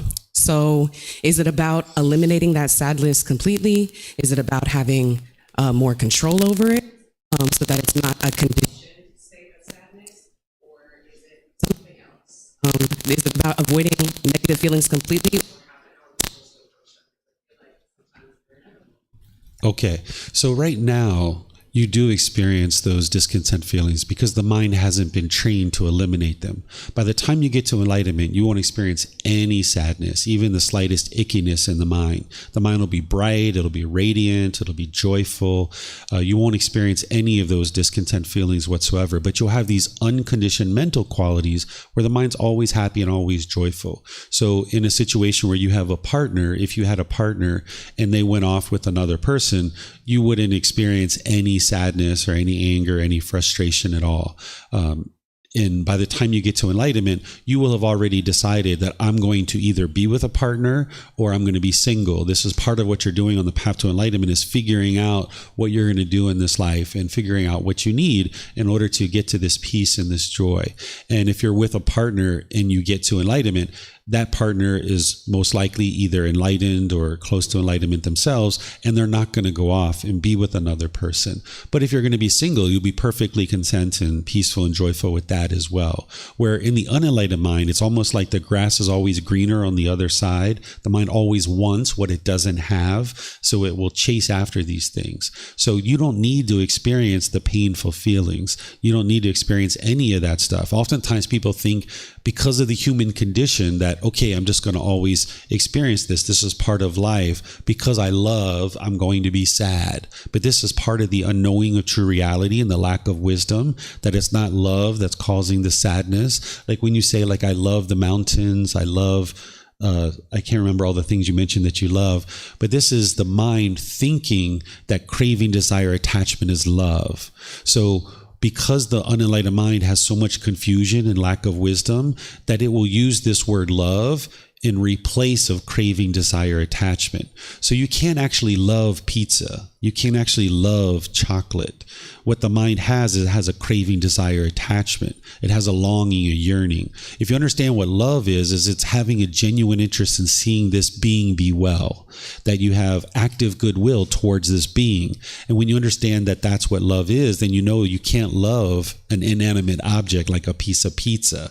You can enjoy pizza, or you could crave pizza. You could long and yearn for it. And if you get pizza, you're happy. But if you don't get pizza, you'll be sad. That's what you're trying to eliminate. You're trying to get to the point where if you show up to the pizza restaurant and they have pizza, okay, I can enjoy it and it tastes really great. Wonderful. Let's have conversation with our friends. This is very fulfilling. This is outstanding. But your mind's not clinging to this experience, wanting it to be permanent. Because now when you go away from the restaurant and you're at home by yourself, you'll feel lonely and you'll miss them. So if you're in a relationship with a boyfriend or girlfriend, you mentioned that you talk to them every day for 3 years.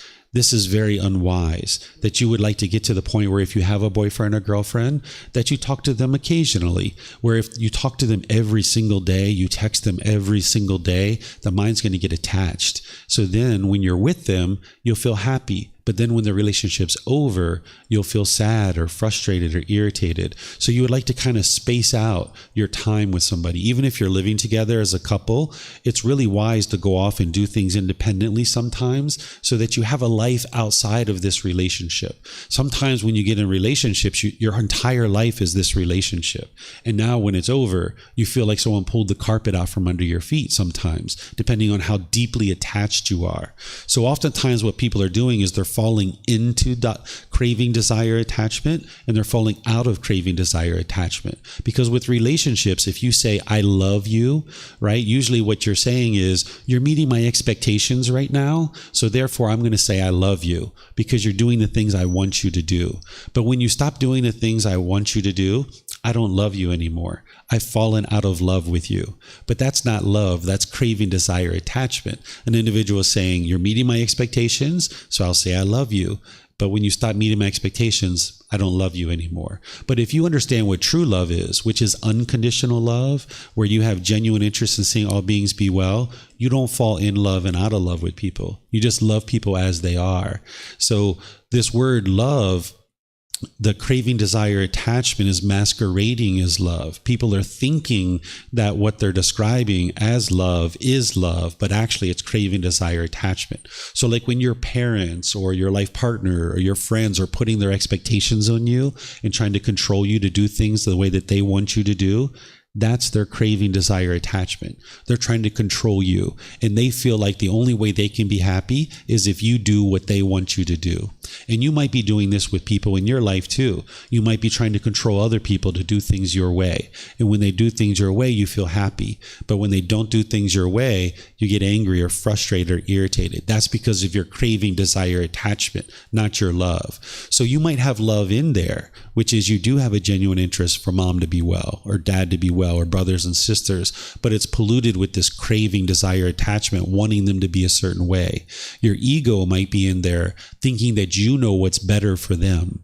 And the ego thinks, I know what's best for my mom, or I know what's best for my sister or my brother. So if you get this craving, desire, attachment out of the way using the Eightfold Path, then your true love can shine through more and more, and people can feel it because you're not putting your expectations on them and you're not trying to control them.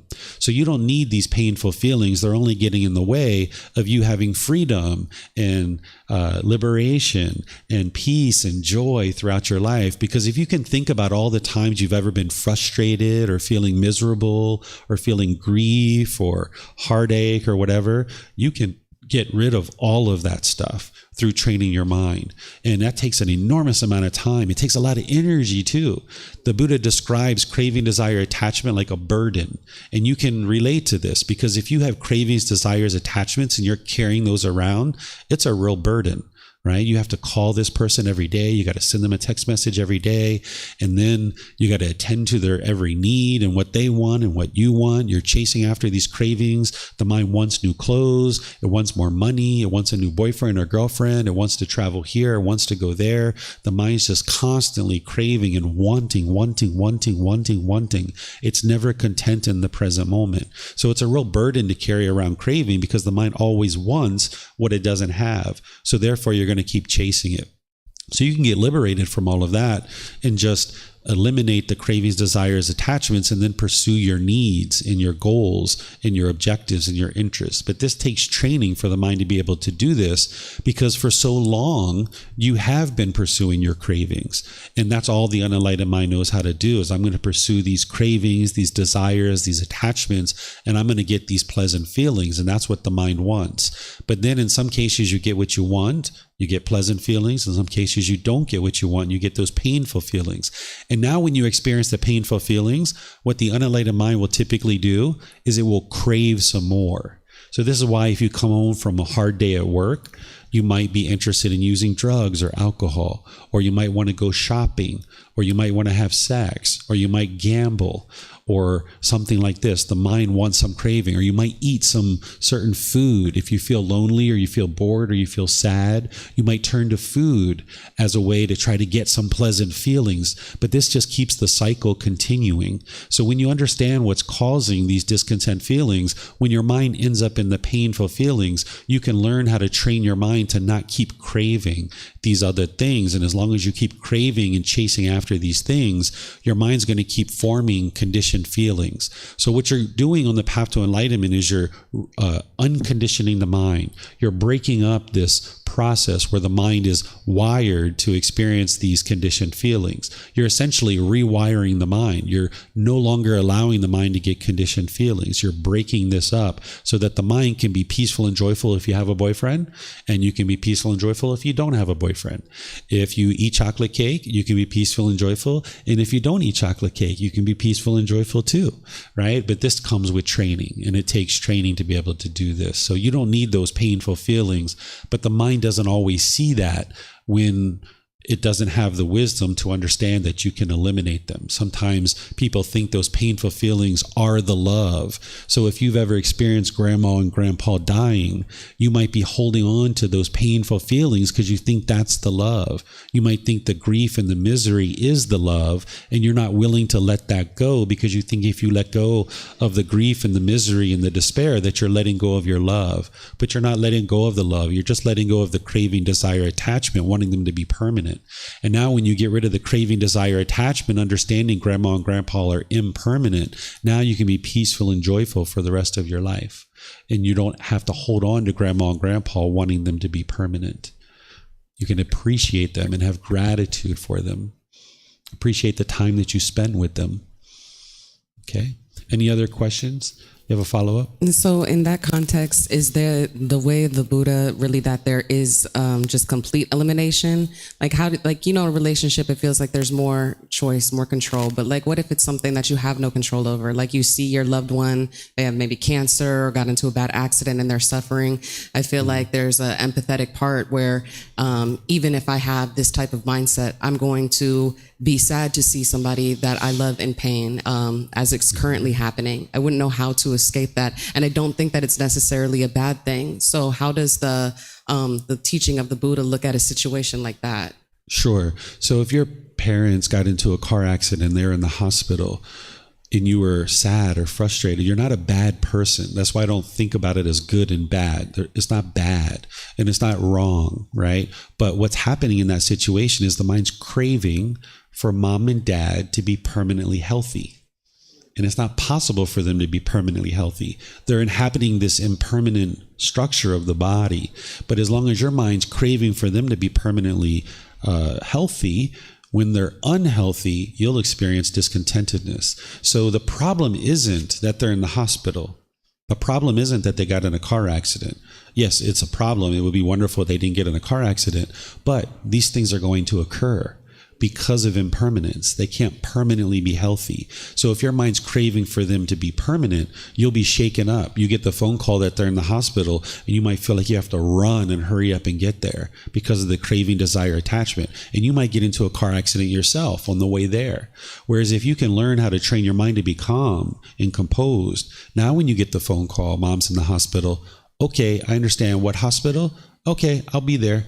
And now you make your way there calmly and patiently. And then when you show up, you can talk to the doctors, you can talk to the nurses, you can make wise decisions to help them. Whereas if you arrive all shaken up, now you're not going to be able to access your wisdom to make wise decisions to actually help them. So the Buddha is giving you the tools and the techniques and the understanding of how to maintain your calmness and composure so that your mind's not all shaken up. So that's where you can see the real problem, that sadness and the frustration, it is the problem. That's why the First Noble Truth is explaining that it is a problem. Don't think of it as good or bad, but think of it as, it's a real problem when your mind's frustrated and angry because you can't access wisdom and you can't make wise decisions that are going to help you and help the people around you. But if you can maintain your calmness and composure, you can make lots of wise decisions that produce wholesome results for your life and the people around you.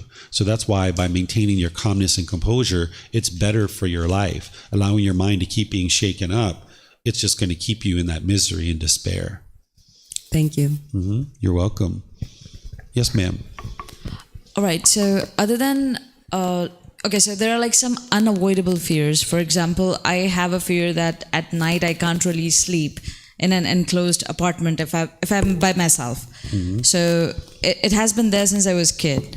So I don't know what to do about it. Like I'm trying it for more than 2 weeks now, and it's like always at night I feel a little bit uncomfortable, and then I don't know. It's a fear which is there, but I'm not really able to understand why this is happening. And mostly when it's night, enclosed space, and I'm alone, then it's just scarier to sleep. Okay, I just explained to you why it's happening. It's craving, desire, attachment. Your mind is craving to have people with you when you sleep. You're craving to be in a different environment than what you're actually in. So I'm going to explain to you how to eliminate it. It's not an unavoidable fear.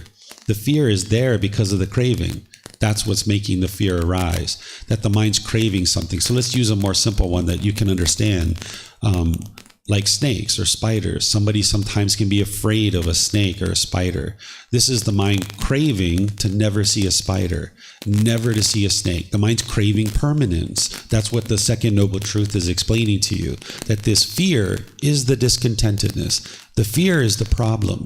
The cause of that problem is the craving, desire, attachment. The mind is craving permanence. And it's just not possible for you to never see a spider. It's not possible for you to never see a snake. You're going to see these things because you live in a world where these animals exist.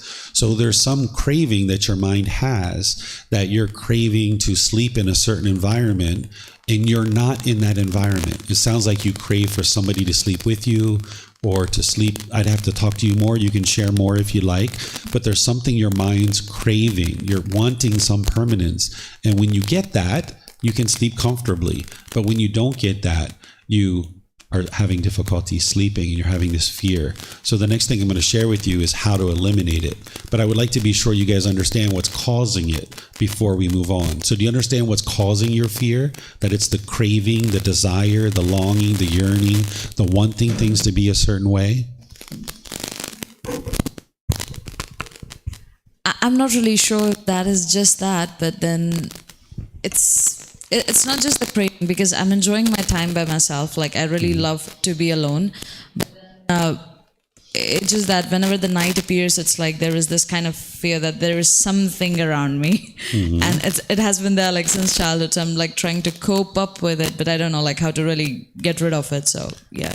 Right. I understand you would like to get rid of it, and I'm going to teach you that. But in order to help you get rid of it, you're going to need to understand what's causing it. So you need to be able to reflect on all these discontent feelings that you're experiencing, whether it's fear or sadness or loneliness or anything like this. The mind is craving and wanting something. And you're going to need to learn how to look inward to be able to discover what is the mind wanting. So for example, when you're experiencing that fear, what would you rather have? What is it that the mind wants?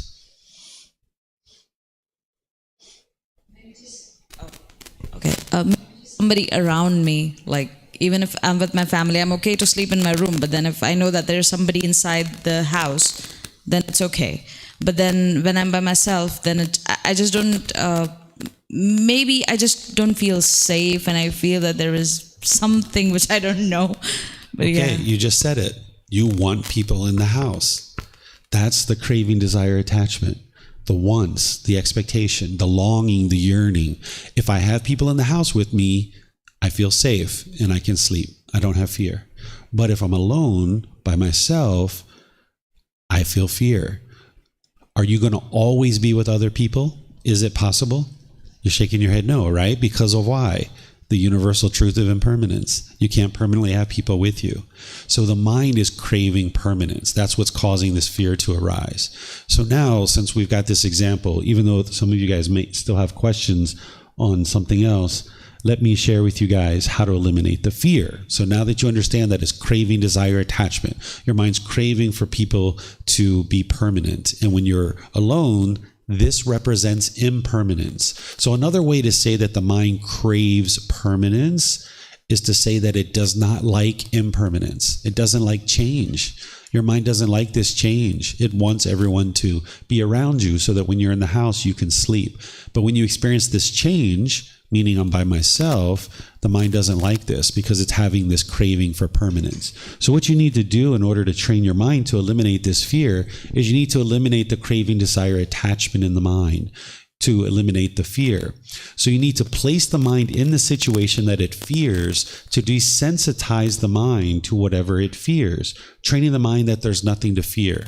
So you might think the way to solve this problem is to just always have people around you. And if I just always have people in the house, then I'll be able to sleep.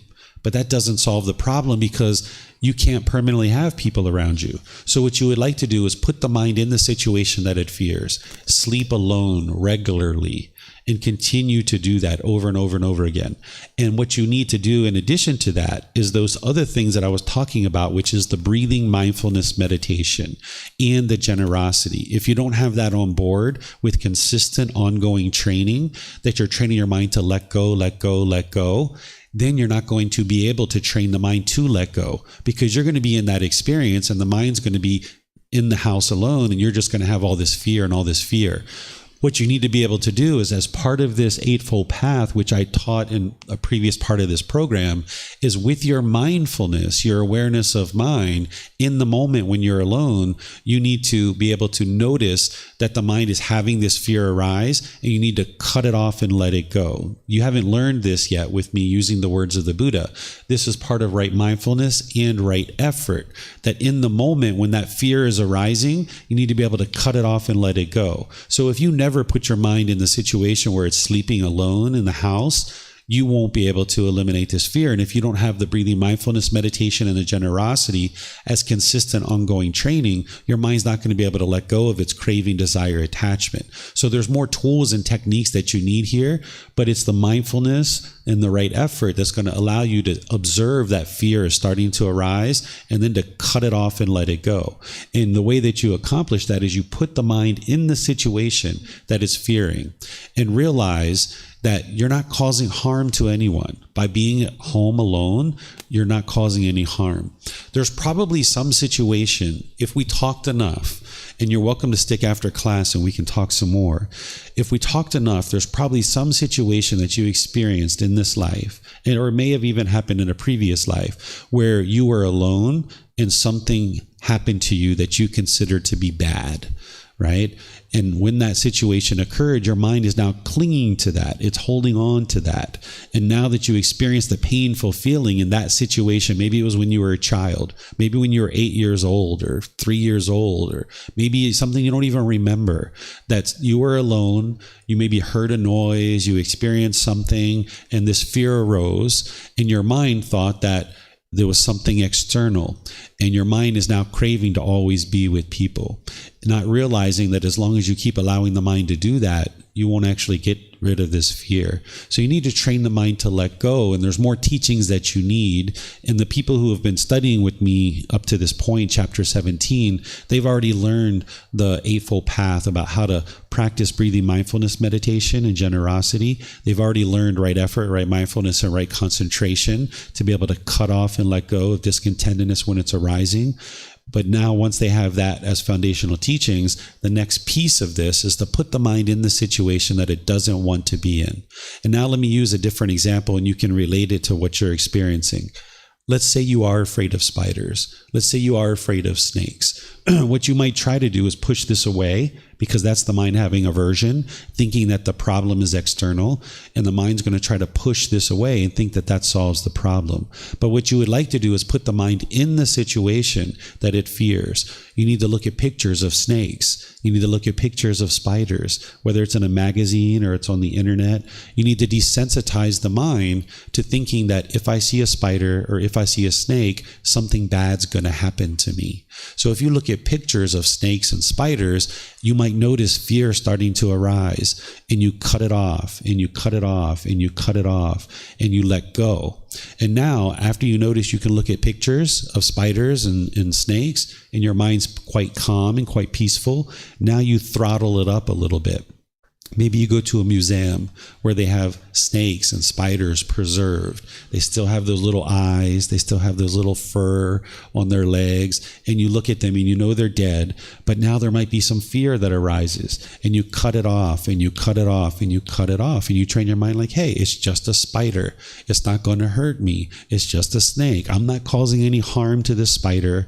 I'm not causing any harm to this snake. So therefore, no harm's going to come to me. And now when you notice you can do that and your mind doesn't have the fear, now you throttle it up some more. You now go see snakes that are alive, or you go see spiders that are alive, maybe even in their natural habitat. And now the same thing, you train your mind like, hey, I'm not causing the spider any harm, not causing the snake any harm, no harm's going to come to me. So this is how you desensitize the mind to anything that it's fearing. Right? So you can put the mind in that situation, and over repeated sessions, you'll train your mind to eliminate the craving, the desire, the attachment, and you'll notice that the fear will be gone. And this is how you'll know that you're making progress on the path. But all the while, you would like to be doing breathing mindfulness, meditation, and generosity over a consistent long-term period to train your mind to let go. So that now when you're in that situation where you're looking at the pictures of the snakes and the spiders, or you're at the museum, or you're seeing the snakes and spiders in real life, you have the ability to cut off and let go. So right now, with this sleeping situation, you're in that situation occasionally, but it sounds like you don't have the wisdom and the ability to cut things off and let it go, because you haven't done breathing mindfulness meditation, you haven't practiced generosity, you don't have the mindfulness and awareness of the mind to be able to cut it off and let it go. So you're doing the end one, but you haven't done the other work that kind of prepares your mind to be able to cut it off and let it go. Any other questions so far? Yes, ma'am. Thanks for sharing. A little bit unrelated with what you explained before. Coming back to point 2, and you're right, a lot of miseries or discontent may be caused by our craving, desire, and attachment. But I want to touch one fundamental attachment, which is self-preserve. Human being has this instinct to self-preserve. Many of our actions is done due to that. We want to keep our precious life. Now, my question is, isn't it wiser philosophically, now that with everything that is going on, now that we know nothing is permanent, isn't it wise to finish our own life philosophically? I know for many of the school thinking in Buddhism does not encourage, at least, suicide because there's a next life. Which leads to another question is there a next life? Okay. So all discontentedness, no matter what, is caused by craving, desire, attachment. What you're describing as self-preservation is the mind clinging to a self, thinking that there's a self here. And now the mind will cling to it and then experience feelings like fear and stress and anxiety when you're in a situation where you feel unsafe. But you can get to a point where you let go of holding on to this body and this mind, craving to exist in the world, and instead you just make wise decisions about the safety without having craving, desire, attachment. So for example, it's wise to eat food, it's wise to go out at certain times of day, and if you go out at other times of day, you know that a city becomes kind of a different place. So rather than going outside at 2 a.m. in the morning, you might decide to stay at home and not go out at that time. But that's not because you're afraid or you're fearful. By the time you get to enlightenment, you can go out at 2 a.m. in the morning, you can go out at 3 a.m. in the morning, and you wouldn't have fear. But if you're clinging to existence, wanting this existence to be permanent, when you go out into the world at any point in time, you can be scared or fearful about any particular thing that you're encountering, that you're experiencing, not just spiders and snakes, but maybe if you got beat up by somebody in a blue shirt when you were a child, now every time you see someone wear a blue shirt, your mind clings to that experience, and now you're fearful around someone that wears a blue shirt. Or if as a child you slept alone and you got scared, now your mind might be clinging to that, wanting to always sleep with other people. So you can get to a point where you're making wise decisions about your safety and about what you do in the world without fear. And you'll actually make wiser decisions, because if you allow the fear to arise, your mind will be shaken up, and now you're not going to be able to make wise decisions. So you can get to the point where these cravings, desires, attachments are eliminated and eradicated from the mind, so that then you can make wise decisions about your personal safety, but you're doing that based in wisdom or discernment, wise decision making, rather than based in fear. So is there a next life? If you experience enlightenment, the Buddha doesn't describe what comes next after that. If you don't experience enlightenment, yes, there will be additional lives, and you've been experiencing continuous rebirth even before this. I can assure you that this isn't your first life, that you've experienced lives before this, and now you're in this life. If you don't get to enlightenment, then yes, there will be rebirth. But if you get to enlightenment, you won't experience rebirth and the cycle of rebirth. But what comes next is an undeclared teaching. But by that point, by the time you get to enlightenment, your mind is so peaceful, so joyful, so content that you won't care if there's something next, because already what you're experiencing is so peaceful and so joyful that if there is something next, okay, great. And if there isn't, that's fine too. So the Buddha left it as an undeclared teaching for various reasons that I suspect. But by the time you get to enlightenment, you're not going to care what's next. So these teachings of the Buddha, it's not about doing a bunch of really good things in this life and then hoping something good happens when you die. It's about training your mind now in this life, and wonderful things happen for you now in this life. That's the very unique thing about the teachings of the Buddha, is that you're experiencing the peace and joy in this life. It's not about what happens in your next life. So there's various reasons why he didn't teach what comes next, but we know that yes, if you don't get to enlightenment, you will experience rebirth. And it's craving, desire, attachment that's causing that. When the mind's holding on to this world, and you're craving and you're longing, you're wanting to be in this world, you're still holding on. So the mind's going to keep coming back and experiencing rebirth over and over. Even something like the cycle of rebirth, you never believe the cycle of rebirth. You can actually independently verify it. As you progress in your journey to enlightenment, there's ways for you to independently verify that the cycle of rebirth is 100% true. And that's something that someone starts to develop as they're about 1.5 years or 2 years into their training on the path to enlightenment. It's not something that you usually approach when you first get started. Any other questions that you guys have here? Okay, so to help you guys understand how to eliminate fear is that you would like to look at your fears. When you see your fears arising, when you know that they're arising, you probably know right now certain things that you're afraid of. You might actually be afraid of death. right? This is a very common thing. This is one of the reasons why people are not only scared of spiders and snakes, that they don't want to see those things, but they might feel like they're going to bite them and then they're going to die. So they might be afraid of death. So there's actually a way for you to eliminate your fear of death. If you have a fear of death, you're going to need to confront your death. You're going to need to put the mind in the situation that it doesn't want to be in. And the way that we do that is through contemplation of death or reflection on death. If you understand this process, you can actually train to the point where you eliminate your fear of death. What you do is you sit somewhere quietly, whether it's on your sofa, whether it's in a park or what have you. You close your eyes and you convince your mind that you've died.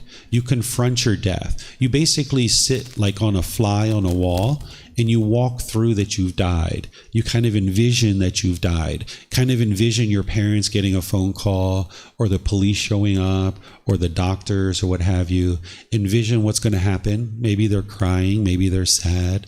Maybe they show up to a funeral home to identify the body. Maybe they make the funeral arrangements. Maybe they prepare a tombstone, or maybe they cremate you. All these different things. You envision the people coming to visit for their last goodbyes. You play this out in the mind, maybe 10, 15, 20 minutes. You're not aspiring to die, but you're confronting death and you're getting comfortable with, yes, you are going to die. Every single one of us, we're all going to die. It's unavoidable. That's the only thing that we're required to do in life, is die. Everything else in life is optional. It's a choice that we're making.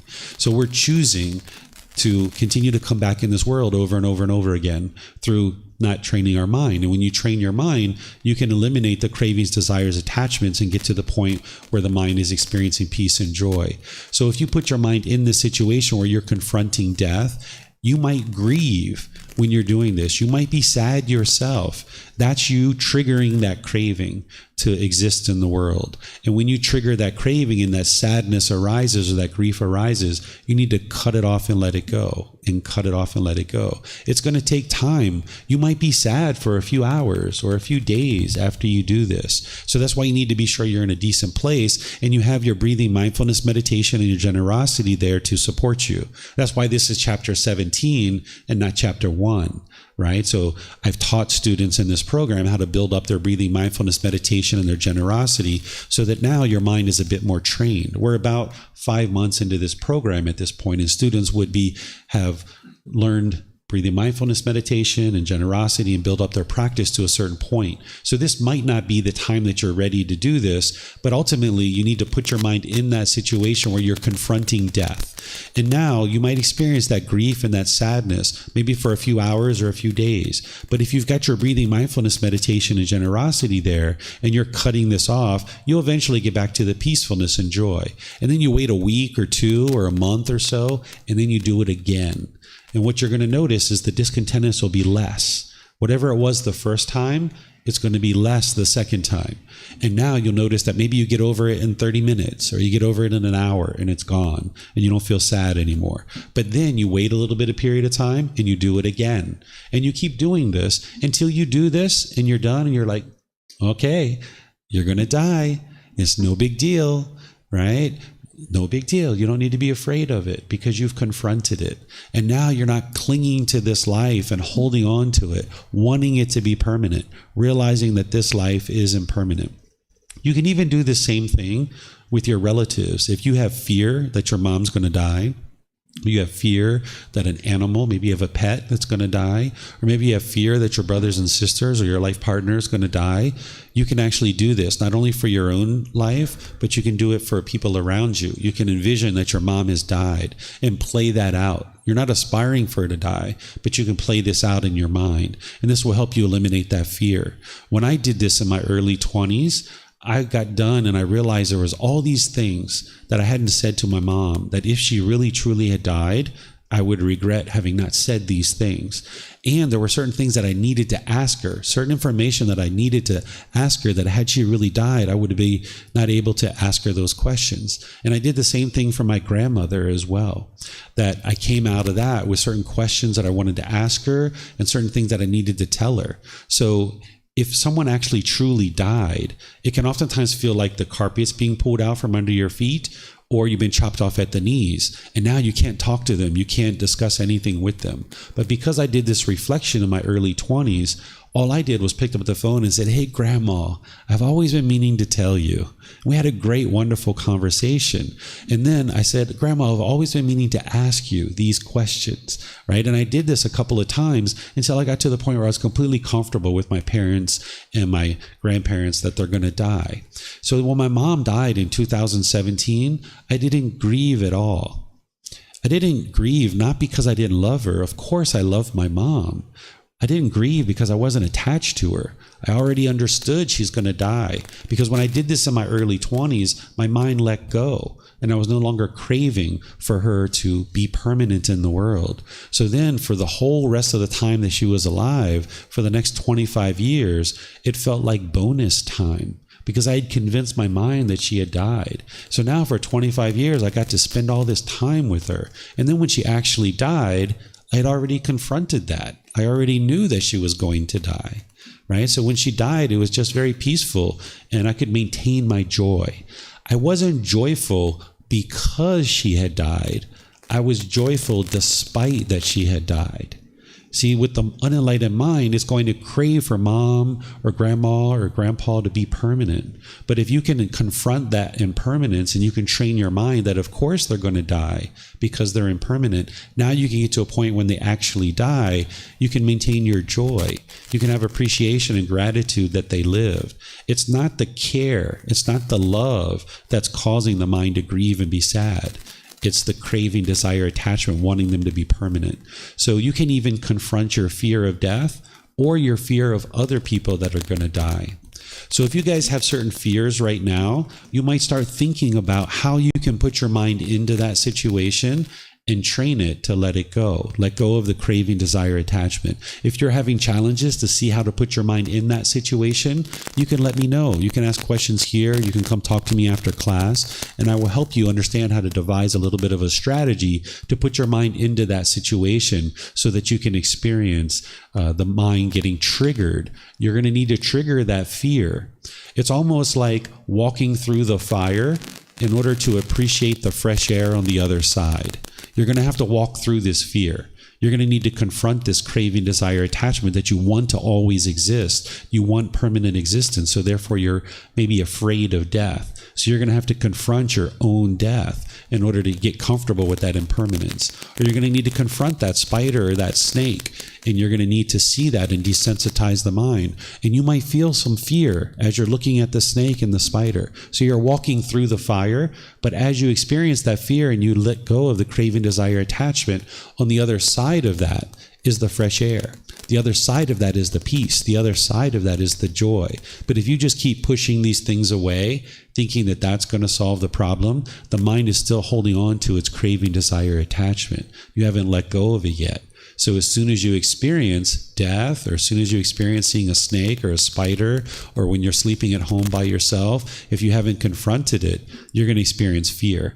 But if you confront it and actively train your mind, you can get to the other side of that, where the peace and the joy is. You can get to the fresh air. So let me see if you guys have any questions. This is the last thing I'm going to share with you guys. Just would like to open up to see if you guys need any help with anything that I've just shared. We do have a question here on Zoom. My eyes are a little bit old, so let me see what they're saying here. Is the mind impermanent along with the body, or is the mind what moves on to the next existence if enlightenment has not been reached? Okay, so the mind is impermanent. The mind is not permanent. What's moving on to a next life is craving, desire, attachment, and residual memories. So while we call it the cycle of rebirth, there's nothing that's actually being reborn. It's a completely new body and a completely new mind every time. It's kind of like if you had a fire and this fire had logs on it. These logs are the fuel that's causing this fire to continue to burn. And as this fire has fuel, it's going to send off sparks in the air. And as these sparks go off into the air, it's going to land and it's going to create a new fire. It's a completely new fire. So the same thing is true as this craving, this desire, this longing, this yearning. It's like a fire burning in your mind. That's the fuel.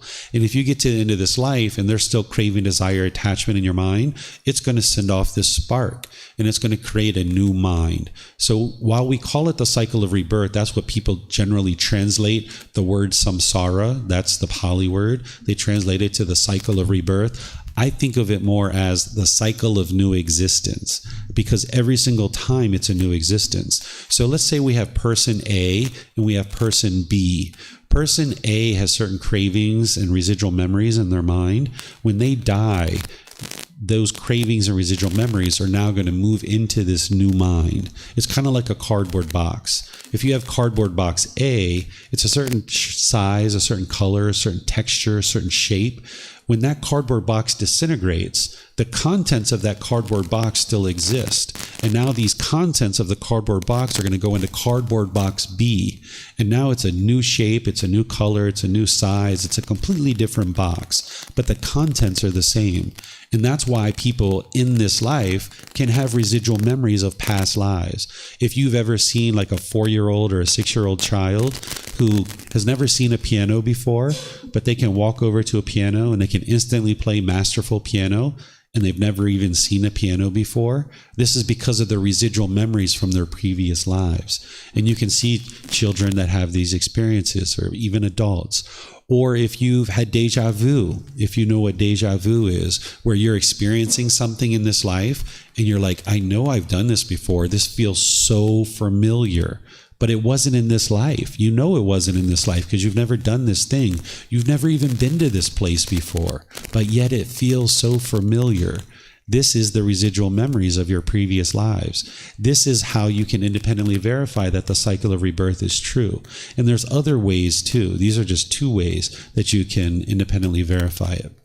So the mind is impermanent and there's nothing that's being reborn. It's just craving and residual memories being transferred into the new mind, because that new mind has been created due to this spark of craving, desire, attachment. Okay, I don't see any other questions anywhere. So what I'm going to do is just thank all of you guys for coming to today and deciding that you would like to learn the teachings of the Buddha, and at the same time invite you back for more classes. If you'd like to attend here at the temple, or you'd like to attend online through the live stream, you're welcome to come on Sunday, Wednesday, and Saturday. We even have courses and retreats Monday through Friday at different times. We have a retreat coming up on the 21st of January through the 26th of January. You can see the details on our website, buddhadailywisdom.com, or this bulletin board has some of the details of the classes, courses, and retreats that we have as well. So thank you all for joining for today. Perhaps we'll see you guys in a future class. Have a very lovely and wonderful rest of your day. We'll see you next time. Sawadee Kap. Sawadee Kap.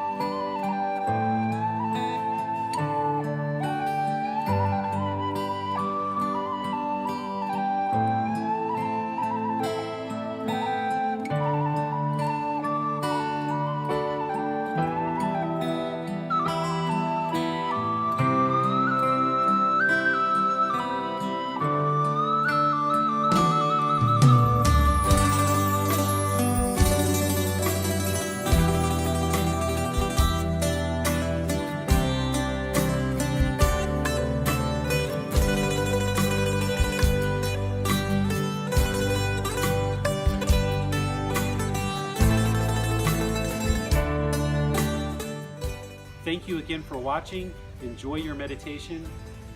Look forward to seeing you online and answering any questions that you might have. Thank you so much.